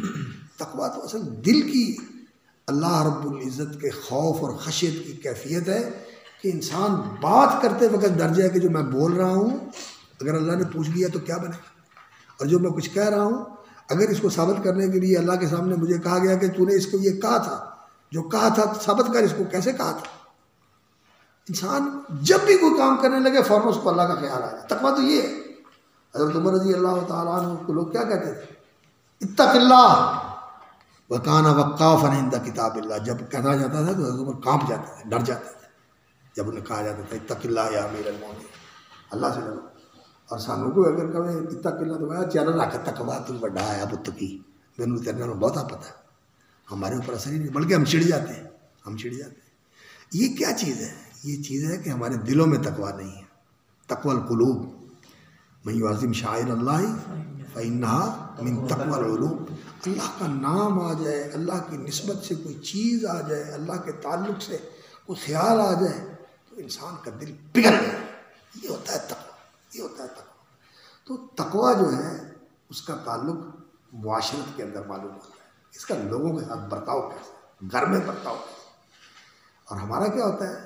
اللہ معاف کرے، لوگ کہتے ہیں کہ جی بندہ تو بڑا چنگا ہے پر ہے بہت سنگ دل، اس کو منایا نہیں جا سکتا، رام نہیں ہوتا، اس کے اندر بالکل نرمی ہے ہی نہیں، بہت ہی سخت۔ یہ چیزیں جو ہے نا یہ تقوی کے خلاف ہے۔ تقوی کا یہ تقاضا ہے، ایمان سے تقوی پیدا ہوتا ہے، ولیکن البر من اتقی۔ اور دوسرا کیا فرمایا جہاں وہ ایمانیات کا ذکر فرمایا، اولئک الذین صدقوا واولئک هم المتقون۔ اور جہاد بھی تقوی ہی سے ہوتا ہے، اور معاشرت کے اندر بھی تقوی ہی یہ ہوتا ہے۔ اور ایمان اور تقوی کا جو ہے نا دونوں کا آپس میں بہت زیادہ تعلق ہے۔ اگر کوئی چیز پورے دین کو اپنے اندر سموئے ہوئے ہے تو وہ تقوی ہے۔ عبادت بھی اس کو کہہ سکتے ہیں، تقوی بھی اس کو کہہ سکتے ہیں، اتقوا اللہ حق تقاته۔ تو تقوی جو ہے اللہ رب العزت نے اس کا ذکر فرمایا ہے اس لیے کہ یہ ایمان کا مظہر ہے، یہ ایمان کا مظہر ہے۔ اندر تقوی ہوتا ہے اور ہدی للمتقین، وہاں سے بات شروع ہوئی ہے۔ اور ان متقین کی پھر یہ تفصیل کی ہے کہ الذین یؤمنون بالغیب، اور اس صورت کے اندر یہ تقوی بیان کیا ہے اللہ رب العزت نے۔ اور اس طرح اس معاشرت کے متعلق بھی آ کر حقا المتقین حقا المحسنین، اور پھر جہاد کی بات شروع کی، اس لیے کہ اس امت کو یہ جو مقام دیا گیا ہے اس کا لازمی تقاضا یہ ہے کہ اس امت کو جہاد کرنا پڑے گا، اس امت کو جہاد کرنا پڑے گا۔ اور پھر اللہ رب العزت نے ان کا حوصلہ بڑھایا ہے، تو بنی اسرائیل کا واقعہ ذکر کر کے کہ جو ڈر گئے تھے وہ تو مر گئے، خرجوا من دیارہم وہم الوف حذر الموت فقال لهم اللہ موتوا، موت سے ڈر کے بھاگے، اللہ نے فرمایا مر جاؤ۔ اور جن لوگوں نے ہمت کی اللہ رب العزت نے ان کی مدد کی، کم من فئۃ قلیلۃ غلبت فئۃ کثیرۃ بإذن اللہ واللہ مع الصابرین۔ تو ان کو حوصلہ دیا ہے، اور پھر اللہ رب العزت نے یہ بتایا ہے کہ رسول اکرم صلی اللہ علیہ وسلم ان کو اللہ رب العزت نے تلک آیات اللہ نتلوہا علیک بالحق وانک لمن المرسلین، آپ صلی اللہ علیہ وسلم رسولوں میں سے ہیں، اور تلک رسول فضلنا بعضهم علی بعض، رسولوں کو اللہ رب العزت نے بعض کو بعض پر فضیلت دی ہے، لیکن جو سب سے افضل ہیں وہ کون ہیں؟ محمد رسول اللہ صلی اللہ علیہ وسلم، جو آئے سب سے بعد میں لیکن ان کی نبوت سب سے پہلے ہے۔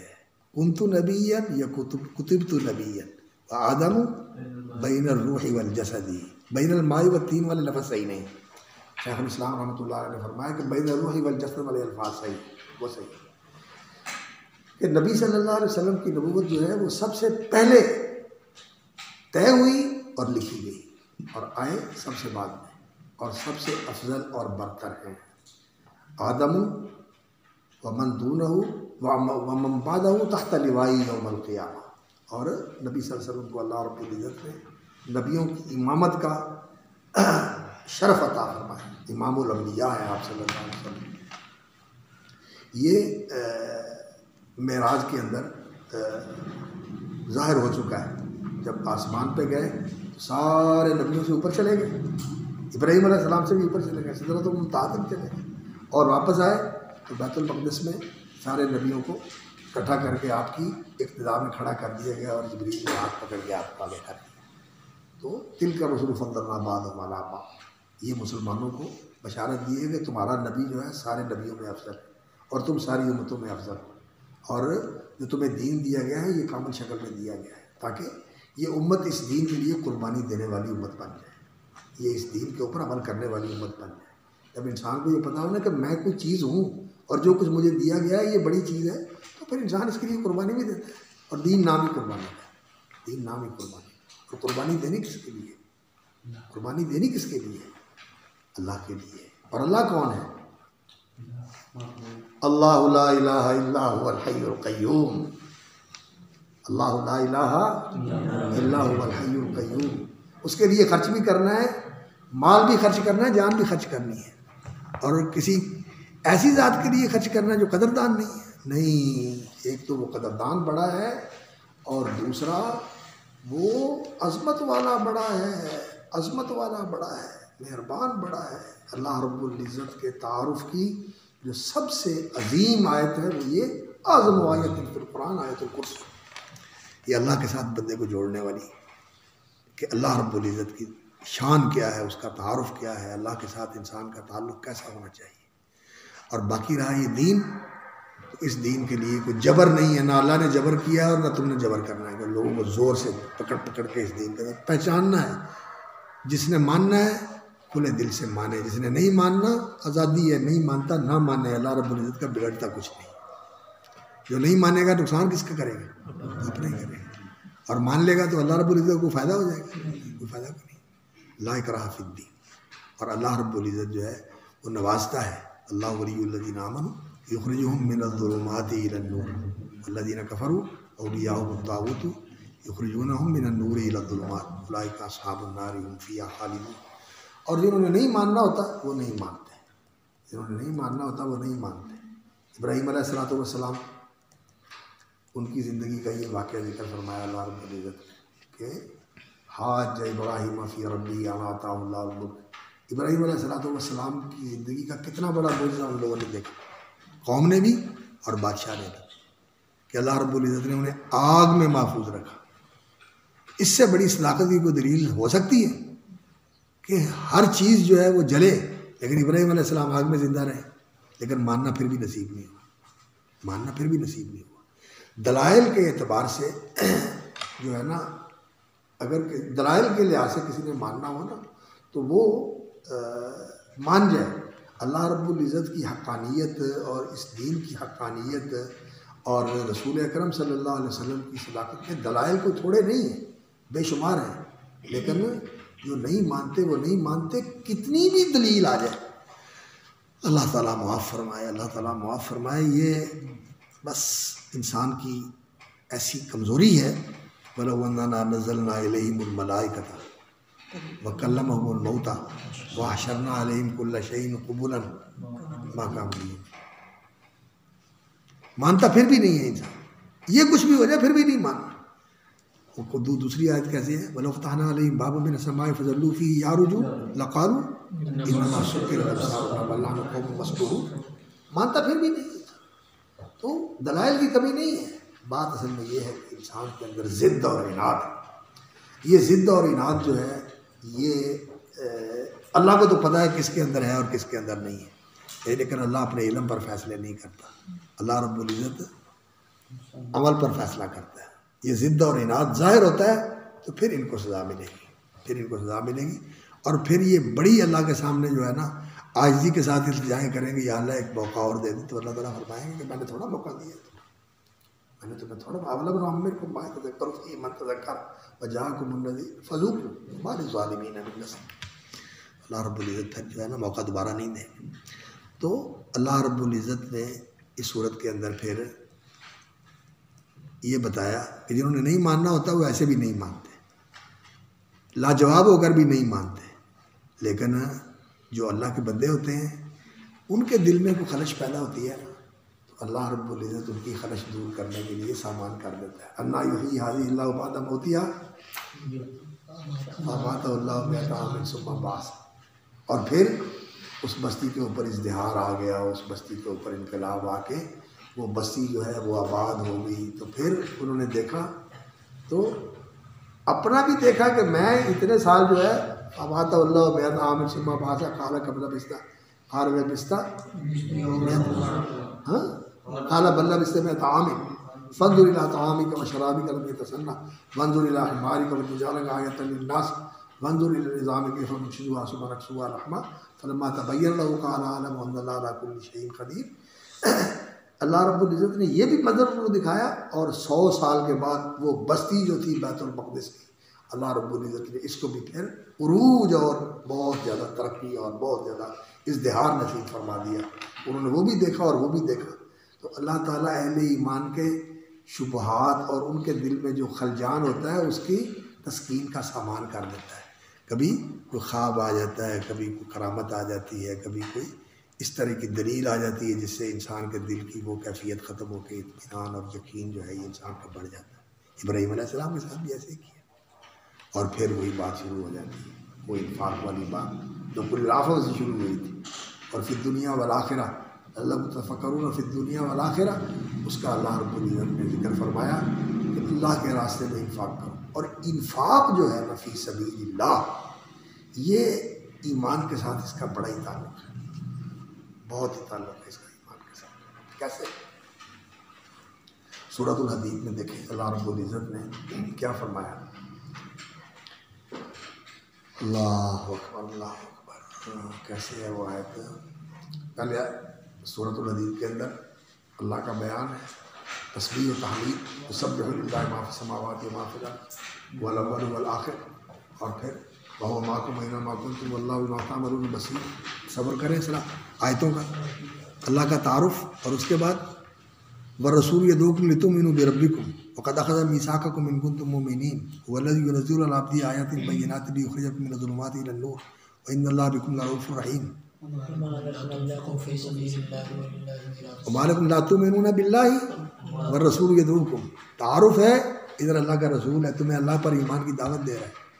اور پھر اس ایمان کی دعوت کے بعد کیا آیا ہے؟ وما لکم الا تنفقوا فی سبیل اللہ وللہ میراث السماوات والارض. وما لکم الا تنفقوا فی سبیل اللہ وللہ میراث السماوات والارض لا یستوی منکم من انفق من قبل الفتح وقاتل. اور یہ انفاق جو ہے منزل الذی یقرض اللہ قرضا حسنا.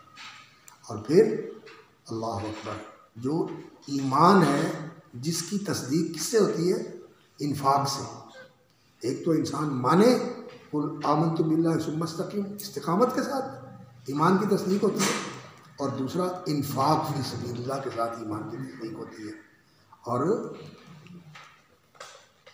یوم یقول المنافقون والمنافقات للذین آمنوا انظرونا نقتبس من نورکم.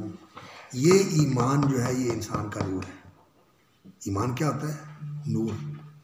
یہ اللہ کی معرفت، اللہ بھی نور ہے، اللہ کی معرفت بھی نور ہے، اللہ کا کلام بھی نور ہے، اللہ کی ہدایت بھی نور ہے. اور اس کا انسان کے دل کے ساتھ تعلق ہوتا ہے. یہ دل کے اندر نور کی چنگاری ہوتی ہے اور یہ دل کے اندر ایسے روشن ہوتی ہے کہ انسان کا جسم بھی نورانی بن جاتا ہے. دعا النور یاد کریں. دعائے نور کے اندر نبی صلی اللہ علیہ وسلم نے کس طرح پورے جسم کے لیے نور ہونے کی دعا کی ہے. اور پھر یہ نور قبر میں بھی نور ہوگا، اور پھر یہ نور حشر میں بھی نور ہوگا. یسعی نورہم بین ایدیہم و بایمانہم. اور وہ کہیں گے ربنا اتم لنا نورنا، یا اللہ ہمارا نور سلامت رکھنا. اور سلامتی کس وقت تک مطلوب ہے؟ جب تک انسان جنت میں نہیں پہنچ جاتا. نور سلامت رہے اور اس نور کے ساتھ انسان جنت میں پہنچ جائے، جہنم کے اوپر سے عبور کر جائے، جہنم کے اوپر سے پل صراط عبور کر جائے. اور وہاں اپنے نور کے اندر ہی لوگوں نے جانا ہے. یسعی نورہم بین ایدیہم. تو یہ ایمان جو ہے، جس ایمان کی اللہ تعالیٰ تمہیں دعوت دے رہا ہے والرسول یدعوکم، اس ایمان کے لیے یہ تمہیں بلایا جا رہا ہے. اور جن کے اندر یہ ایمان صحیح معنوں میں آ جاتا ہے تو پھر وہ اللہ کے لیے خرچ کرنے والے ہوتے ہیں، صدقہ کرنے والے ہوتے ہیں. ان المصدقین والمصدقات کیسے ہے یہ آیت؟ ان المصدقین والمصدقات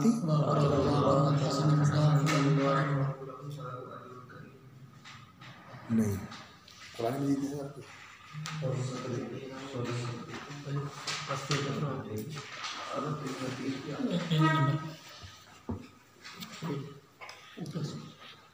ہاں ان المصدقین والمصدقات وقرضوا اللہ قرضا حسنا یضاعف لهم ولهم اجر کریم. صدقہ دینے والے مرد اور عورتیں اور اللہ کو قرض حسن دینے والے. قرض حسن جو ہوتا ہے نا، صدقہ تو ہوتا ہے لوگوں کے اوپر خرچ کرنا، ضرورت مندوں کے اوپر خرچ. اپنی جان پر بھی بندہ صدقہ کرتا ہے. میرے پاس دینار ہے، صدقہ علی نفس کا، درہم ہے علی نفس کا، پھر رشتہ داروں کے اوپر، پھر لوگوں کے اوپر. انسان بیوی بچوں پر بھی خرچ کرتا ہے، یہ بھی صدقہ ہے. لیکن جو دین کے لیے دیا جاتا ہے، جہاد کے لیے دیا جائے، علم کے لیے دیا جائے، طلباء کے لیے دیا جائے، علماء کے لیے دیا جائے، جو دین سے وابستہ لوگ ہیں ان کے اوپر جو خرچ کیا جاتا ہے، یہ کیا ہوتا ہے؟ یہ قرض حسن. اس کو اللہ کہتا ہے قرض حسن. صدقہ انسانوں کے اوپر خرچ کرنا ان کی ضرورت کے لیے، اور دین کے اوپر خرچ کرنا اس لیے کہ اللہ کا دین اونچا ہو اور باقی رہے اور اس کا تسلسل ہو اور اس دین کو تحفظ ملے. یہ قرض حسن ہوتا ہے. وقرضوا اللہ قرضا حسنا یضاعف لهم ولهم اجر کریم. صدقے کو بھی بڑھایا جاتا ہے اور قرض حسن کو بھی بڑھایا جاتا ہے، لیکن قرض حسن کو تو بہت ہی زیادہ بڑھایا جاتا ہے.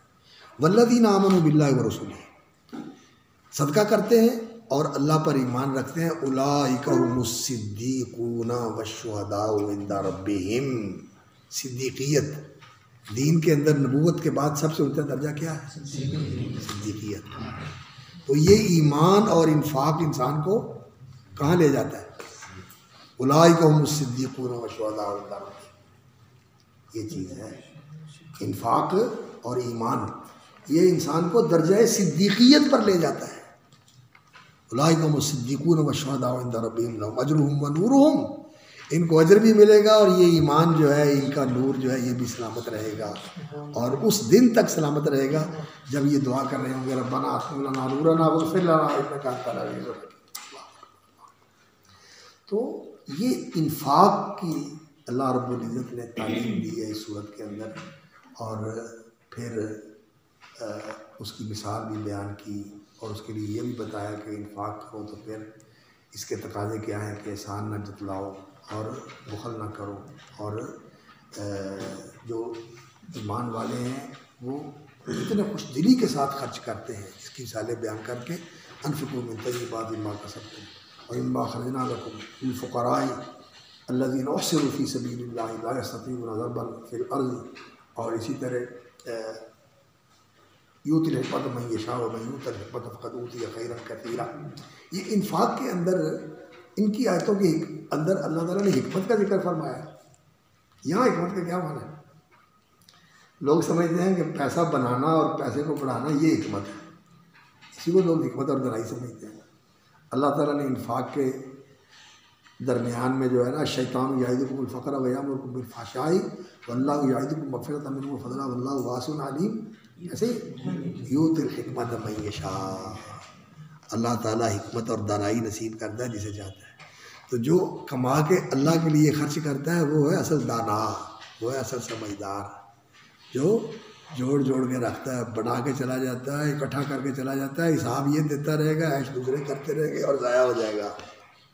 یہ حکیم نہیں ہے، یہ حکیم نہیں، نادان ہے. خود بھی فائدہ نہیں اٹھایا اور دوسروں کو بھی خراب کیا. یہ جن کو اتنا مل جاتا ہے جمع شدہ، انہوں نے اس کے اوپر محنت نہیں کی ہوتی، وہ کیسے اڑاتے ہیں؟ ہمارے شرکپور میں ایک آدمی ہوتا تھا، بالکل شہر کے ساتھ ان کی زمین تھی، بالکل شہر کے ساتھ.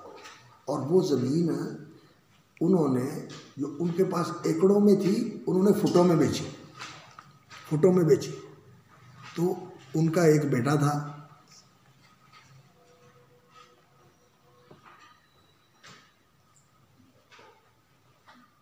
تو تھا آفیسر ریلوے میں، وہ، اور ایک جو بیٹا تھا وہ ڈاکٹر تھا، وہ لاہور میں رہتا تھا. انہوں نے تو اپنی زمین سنبھال کے رکھی اور اس سے فائدہ اٹھایا اور تھوڑی تھوڑی کر کے بیچ. اور ایک بیٹا جو تھا نا ان کا وہ چھوٹا تھا، تو اس نے وہ زمین کوڑیوں کے حساب سے بیچی. اور ہم اس وقت چھوٹے ہوتے تھے، وہ بھی ہماری عمر کا ہی تھا یا تمہارا مجھ سے تھوڑا سا بڑا ہوگا، میری عمر اس سے کم تھی. لیکن میں اس کو دیکھا کرتا تھا کہ وہ کیا کرتا ہے، اللہ معاف کرے، عورتوں کے پیچھے، ٹیکسیوں کے اوپر، ادھر بیچی زمین، ادھر ٹیکسی پہ اڑا دی، ادھر عورتوں کے پیچھے اڑا دی، ادھر گانے والوں کے پیچھے اڑا دی، ادھر فلم اسٹاروں کے پیچھے اڑا دی. تھوڑے سالوں کے اندر ساری زمین پھونک کے خود بھی ختم ہو گئی. ایسے ضائع کرتے ہیں. کیا فائدہ ہے ایسی چیز جو ہے ان لوگوں کے لیے چھوڑ کے جانا؟ یہ کوئی دانائی نہیں ہے. تو حکمت جو ہے یہ اصل چیز ہوتی ہے کہ جو انسان سوچے، سوچ بھی صحیح ہو، بولے، بول بھی صحیح ہو، کام کرے، کام بھی صحیح ہو. حکمت اس چیز کا نام ہے، حکمت اس چیز کا نام ہوتا ہے. آج کل لوگوں نے حکمت اس کو سمجھا ہوا ہے، پیسے بنانے کا اس کو پتہ ہوتا ہو کہ 1 سے 2 اور 2 سے 4 اور 4 سے 1000 کیسے بنتے ہیں. یا اس چیز کا نام ہے کہ انسان لوگوں کے ساتھ جو ہے نا وہ ایسی زندگی گزارے، اس کو بھی راضی، اس کو بھی راضی، اس کو بھی راضی، اس کو بھی راضی. یہ حکمت ہے؟ نہیں، یہ حکمت نہیں ہے. الاصابۃ فی الفکر والقول والعمل، اس کا نام ہے حکمت. اور اصابہ جو ہے وہ 2 طرح کی ہوتی ہے، ایک دین کے مطابق، دوسرا زمانے کی ضروریات کو ملحوظ رکھا جائے. انسان اپنے لیے مصیبت نہ کھڑی کر لے، اپنے لیے مصیبت نہ کھڑی کر لے. کئی لوگ ہوتے ہیں میں بولنا سچ ہے پر میں آگ لگ جائے، یہ انہیں سچ رہا ہوں، نہ بول تو سچ. ایسا نہیں ہونا چاہیے. انسان کو کام جو ہے نا وہ حکمت کے ساتھ کرنا چاہیے، سوچ سمجھ کے کرنا چاہیے، دین کے بھی مطابق ہو اور حالات اور ضرورت کے مطابق. خیر، تو یہ حکمت کی آیت جو اللہ رب العزت نے یہاں رکھی ہوئی ہے. اور اس کے بعد پھر اللہ رب العزت نے جو اس انفاق کی ضد ہے ربا، اس کا ذکر. اور یہ صورت ہجرت کے بعد پہلی نازل ہونے والی صورتوں میں سے ہے. اور ربا کی آیتیں آخر میں نازل ہونے والی آیتیں، آخر میں نازل ہونے والی آیتیں. لیکن وہ انفاق کی کلی ضد ہے، انفاق کی کلی ضد ہے. انفاق کا معنی ہے کہ انسان جو ہے اللہ کے لیے دے، کسی مزد و معاوضے کے بغیر دے. اور وہ ربا کیا ہے کہ کوئی مرتا بھی ہے اس کو نہیں دینا، لینے آ گیا تو پھر بھی اپنا نفع لے کے دینا، اور پھر واپس نہیں کر سکا تو بڑا چڑھا کے لینا. ربا یہ ہے. تو بظاہر کیا ہوتا ہے؟ بظاہر یہ ہوتا ہے کہ جو انسان خرچ کر رہا ہے اس کا مال جا رہا ہے، اور یہ جو ہے یہ بڑھا رہا ہے. اور آج نظر آتا ہے کہ سود کیسے بڑھتا ہے اور سودی کاروبار جو ہے یہ کیسے بڑھتے ہیں. وہ کیا اقبال نے لکھا ہے، گرجوں سے بڑھ کر ہیں بینکوں کی عمارات، دنیا ہے تیری منتظر ہے روز مکافات. کہ یہ پیسہ جو ہے جن کے پاس ہے وہ بڑھتے ہی چلا جا رہا ہے، اور لوگ جو ہیں وہ سارے کے سارے بیچارے دبتے ہی جا رہے ہیں اور بھوکوں مرتے ہی چلے جا رہے ہیں، ان کو تو ملتا نہیں. یہ ظلم کی وجہ سے ہے، اور اس وجہ سے ہے کہ مسلمان جو ہیں یہ اپنے دین کو بھول چکے ہیں. اگر مسلمان ہی صحیح معنوں میں اس دین کو سمجھنے والے، اور اس دین کی جو تعلیم ہے کیا یتیم، مسکین، نادار، ضرورت مندوں کا خیال رکھنا اور ان پہ خرچ کرنا، اگر اس کا خیال کرنے والے ہوں تو یقین جانیے، میں نہیں کہتا جس کو اکنامکس کا پتہ نہیں ہے، یہ وہ لوگ کہتے ہیں جو اکنامکس کے ماہرین ہیں کہ مسلمانوں کے پاس اتنی دولت ہے، اتنی دولت ہے، اتنی دولت ہے کہ اگر یہ اس دولت کی زکوٰۃ نکالیں تو پوری دنیا کے اندر کوئی فقیر نہ رہے. مسلمانوں میں کیا، غیر مسلمانوں میں کوئی نہ رہے. اتنی دولت ہے مسلمانوں کے پاس. لیکن ہم کس میں لگے ہوئے ہیں؟ یہ پیٹرو منی، اربوں کی دولت کہاں پڑی ہوئی ہے؟ اور یہ کیا کر رہے ہیں جو ان کے پاس ہے؟ کس چیز پہ لگا رہے ہیں؟ کیسے محلوں کے اوپر، کیسی عیش و عشرت کے اوپر، یا ان کے بینکوں میں پڑی ہوئی ہے، یا ان کے شبستانوں کی اور ان کے محلوں کی زینت بن کے برباد کر رہے ہیں اس کو. نہ قوم کو تعلیم دی، نہ ان کو تربیت دی کہ یہ کھڑے ہو سکیں. عیش پرست ہے، عیش پرست ہے. یہ ہے. اور ہم بھی کوئی ان سے کم نہیں ہیں، ہم بھی ویسے ہی ہیں. جن کے پاس دولت ہے کہاں خرچ کر رہے ہیں؟ لوگوں کے اوپر خرچ کرتے ہیں. ملک کو لوٹ کے کھا گئے، دولت کو ساری کو ختم کر دیا، اور اس ملک کو دیوالیہ کر دیا. مقروض ہے یہ ملک، نسلیں اس کی مقروض ہیں. اس ملک کے سورسز تباہ کر دیے. کن لوگوں نے؟ جو چارہ گر تھے، جو اوپر بیٹھے ہوئے تھے. اور جو سرمایہ دار ہیں ان کو بھی کوئی غرض نہیں ہے کسی کے ساتھ کیا ہوتا ہے، لوگ کیسے جی رہے ہیں، ان کو بھی کوئی غرض نہیں ہے. یہ چیز جو ہے، اس چیز نے جو ہے مسلمانوں کے اندر اس طرح کی صورتحال پیدا کی ہوئی ہے کہ نادار ہیں، کمزور ہیں، وگرنہ اگر یہ اسلام کی تعلیم کے مطابق لوگوں کو دینے والے ہوں تو دینے سے فرق نہیں پڑتا. اللہ تعالیٰ ما انفقتم من شیء فهو یخلفہ، اللہ تعالیٰ اس کا بدل دے دیتا ہے، اللہ تعالیٰ اس کا بدل دے دیتا ہے، اس کی جگہ پہ اور آ جاتا ہے. ما نقصت صدقۃ من مال، نبی صلی اللہ علیہ وسلم نے قسم کھا کے بتایا، ما نقصت صدقۃ من مال فهو یخلفہ، اللہ کا فرمان ہے، اللہ تعالیٰ اس کا بدل دیتا ہے.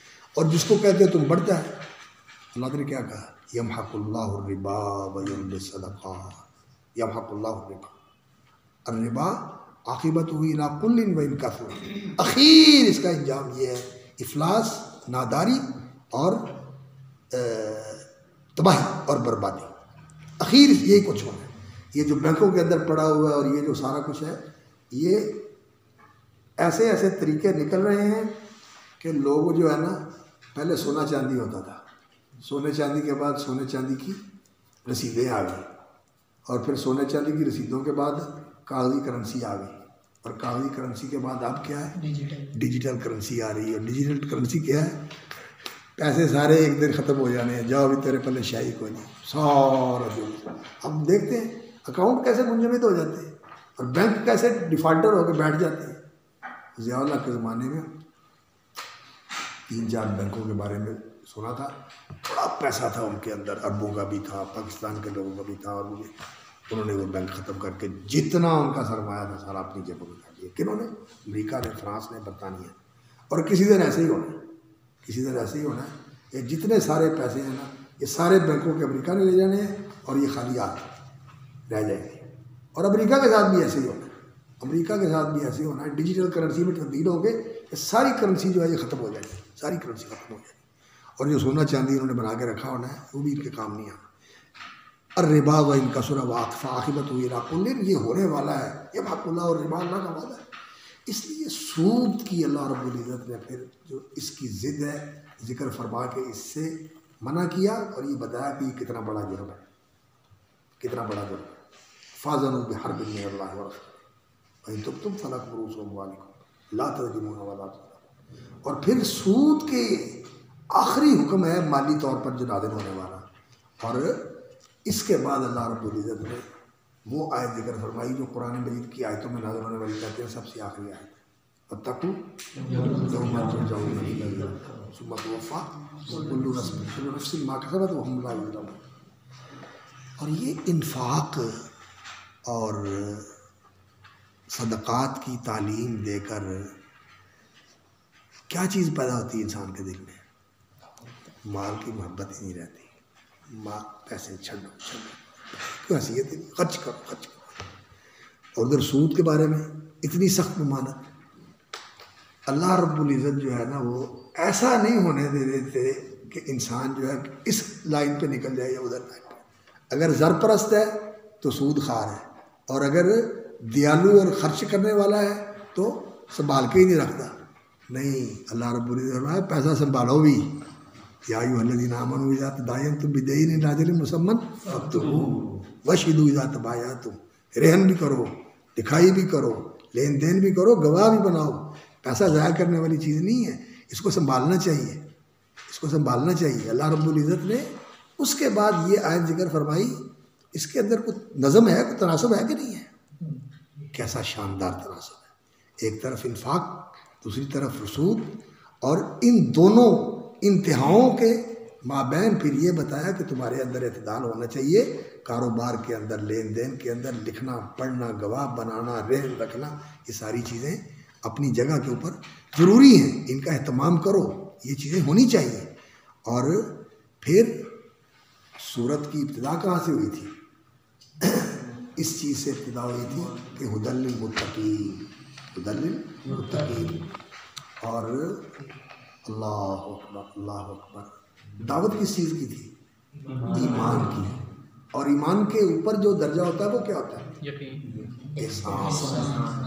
احسان کے اندر یقین بھی ہے، اخلاص بھی ہے، اور تعلق باللہ کی وہ کیفیت بھی ہے کہ کأنک تراہ. اللہ اکبر، اللہ اکبر. کأنک تراہ. ہر وقت انسان کا دھیان اسی کی طرف ہے، سوچ اسی کے ساتھ جڑی ہے. اور اس طرح کی کیفیت ہو کہ انسان کے دل میں اللہ رب العزت کی محبت ہے، اور اس محبت کی سرشاری ایسی ہے کہ کسی وقت بھی انسان کا دھیان کسی اور طرف نہیں جاتا۔ کئی لوگوں کا تو خیر استغراق اور اس کیفیت کے اندر اس طرح ان کی جو ہے نا محویت ہوتی ہے، انہیں کسی اور چیز کا شعور ہی نہیں رہتا۔ لیکن یہ کمزور لوگ ہوتے ہیں، یہ کمزور لوگ ہوتے ہیں۔ رسول اکرم صلی اللہ علیہ وسلم اور صحابہ کرام وہ ایسے تھے کہ ان کے اندر اس استغراق اور محویت والی یہ کیفیت نہیں ہوتی تھی کہ وہ اپنے آپ سے بے خبر ہو جائیں یا اپنے ماحول سے بے خبر ہو جائیں۔ وہ اس کیفیت کے باوجود کے اندر سوائے اللہ رب العزت کے دھیان کے اور کوئی چیز نہیں ہے، اور اس کی محبت اس طرح ہے کہ اس کی محبت کے علاوہ اور کسی کی ایسی محبت نہیں ہے جو اس کے برابر ہو۔ محبت تھی لیکن ایسی نہیں ہے جو اس کے برابر ہو، اس سے نیچے ہے۔ والذین آمنوا اشد حبا للہ، یہ ہے اصل اخلاص کا جوہر۔ اخلاص کا جوہر کیا ہے؟ اللہ کی محبت، اللہ کا دھیان، اور اللہ کے ساتھ تعلق، اللہ کی طرف انابت، اور اللہ کے ساتھ بندے کا ربط، اور اللہ کے ساتھ بندے کا لگاؤ۔ سبحان اللہ۔ تو ایمان کے بعد جو درجہ ہے وہ احسان کا ہے، اور اللہ رب العزت نے اس آیت کے اندر للہ ما فی السماوات و ما فی الارض وَإِن تُبْدُوا مَا فِي أَنفُسِكُمْ وَتُخْفُوهُ يُحَاسِبْكُم فَيَغْفِرُ لِمَن يَشَاءُ وَيُعَذِّبُ مَن يَشَاءُ وَاللَّهُ عَلَىٰ كُلِّ شَيْءٍ قدیر۔ اس میں اللہ رب العزت نے احسان بتایا ہے۔ للہ ما فی السماوات و ما فی الارض، ہر چیز اس کے قبضے میں ہے، ہر چیز کی باگڈور اس کے ہاتھ میں ہے، ہر چیز وہاں سے نکلی ہے اور اس کے کنٹرول میں جڑی ہوئی ہے، اس کے ساتھ، اس کے حکم کے ساتھ جڑی ہوئی ہے۔ للہ ملکن و خلقن، ملکیت بھی اس کی، پیدا بھی اس نے کیا، تدبیراً و قدرتاً و ارادتاً و اذناً و مشیتاً، ہر چیز جو ہے للہ ما فی السماوات و ما فی الارض۔ اور احسان کا مرکز کیا ہوتا ہے؟ انسان کا اندر، ان تعبد اللہ کانک تراہ وان تبدوا ما فی انفسکم او تخفوہ یحاسبکم بہ اللہ۔ دل کے اندر جو کچھ آ رہا ہے، جو جا رہا ہے، جو ہو رہا ہے، اس پر اللہ محاسبہ کرے گا۔ جب یہ آیت نازل ہوئی تو صحابہ تو گر گئے۔ دل کے اندر کے معاملات جو انسان کے بس میں ہی نہیں، کیا کچھ دل میں گزر جاتا ہے، انسان کے بس میں نہیں ہوتا، اس پر محاسبہ ہوگا۔ تو رسول اکرم صلی اللہ علیہ وسلم نے کیا فرمایا؟ جب صحابہ کرام پریشان ہو کے اللہ کے رسول صلی اللہ علیہ وسلم کے پاس آئے تو نبی صلی اللہ علیہ وسلم نے کیا کہا؟ کیا تم یہ چاہتے ہو کہ وہ بات کرو جو موسیٰ علیہ السلام کے ساتھیوں نے کی تھی؟ نہیں، اگر اللہ رب العزت ایسا ہے تو ہم ایسے ہی اس کی رضا کے اوپر راضی۔ ان تبدوا ما فی انفسکم او تخفوہ یحاسبکم بہ اللہ فیغفر لمن یشاء ویعذب من یشاء واللہ علی کل شیء قدیر۔ یہ اللہ رب العزت کی بے نیازی اور اس کی صمدیت اور اس کی عظمت کا اظہار ہے۔ فیغفر لمن یشاء ویعذب من یشاء واللہ علی کل شیء قدیر۔ نبی صلی اللہ علیہ وسلم نے فرمایا ہم مانتے ہیں، ہم مانتے ہیں، ہم مانتے ہیں، ہم مانتے ہیں۔ اور پھر اس موقع پر بھی نبی صلی اللہ علیہ وسلم نے تسلیم اور رضا کا مظاہرہ کیا، اور آپ کے کہنے پر صحابہ نے بھی کیا۔ تو پھر اللہ رب العزت نے ان کے ایمان کی گواہی دی۔ کیا کہا؟ آمن الرسول بما انزل الیہ من ربہ والمؤمنون۔ اتنے ساتھی ہیں، کل آمن باللہ وملائکتہ وکتبہ ورسلہ لا نفرق بین احد من رسلہ وقالوا سمعنا واطعنا۔ یہ اتنا بڑا حکم آیا ہے جس کے اوپر پورا اترنا اور جس کے تقاضوں کو پوری طرح ادا کرنا بس میں نہیں ہے انسان کے، لیکن انہوں نے کیا کہا؟ سمعنا واطعنا۔ اور یہ نہیں کہ ہم کوئی بڑے گھمنڈ اور بڑے غرے کے ساتھ یہ کہتے ہیں کہ تو جیسے مرضی کہہ لے ہم پورا کر کے دکھائیں گے۔ نہیں، غفرانک، یا اللہ معاف کر، ہم پوری طرح حق نہیں ادا کر سکتے، ہم سے مانا نہیں جاتا۔ ویسے سمعنا واطعنا، سن لیا، ماننے کے لیے تیار ہیں اور مانیں گے، لیکن یا اللہ کوتاہی ہو جانی ہے، کمی رہ جانی ہے۔ غفرانک ربنا والیک المصیر۔ اللہ رب العزت نے بھی فوراً ہی مہربانی فرما دی، لا یکلف اللہ نفسا الا وسعہا۔ گھبراہٹ نہیں، گھبراہٹ نہیں، لا یکلف اللہ نفسا الا وسعہا والیہ مکتسبت۔ اور ساتھ دعا سکھا دی، ایسی دعا جس کے اندر سارا کچھ یاد، ربنا لا تؤاخذنا ان نسینا واخطانا ربنا ولا تحمل علينا إصرا كما حملته على الذين من قبلنا ربنا ولا تحملنا ما لا طاقة لنا به واعف عنا واغفر لنا وارحمنا أنت مولانا فانصرنا على القوم الكافرين۔ اللہ نے کہا قد فعلت، سکھایا بھی میں نے، قبول بھی کر لی۔ اللہ اکبر۔ تو یہ آیت جو ہے اس صورت کا اختتام ہوتا ہے۔ تو اس سے آپ اندازہ کر سکتے ہیں کہ قرآن مجید میں کیسا ربط ہے، کیسا ارتباط ہے، کیسا نظم ہے۔ بظاہر نظر آتا ہے کہ ہیں یہ آیت یہاں کی یہاں کی یہاں کی یہاں کی، ابھی تو میں نے اشارہ کیا ہے، تفصیل کے ساتھ انسان پڑھے تو پھر نظر آتا ہے کہ قرآن مجید میں نظم اور ربط کس طرح کا ہے۔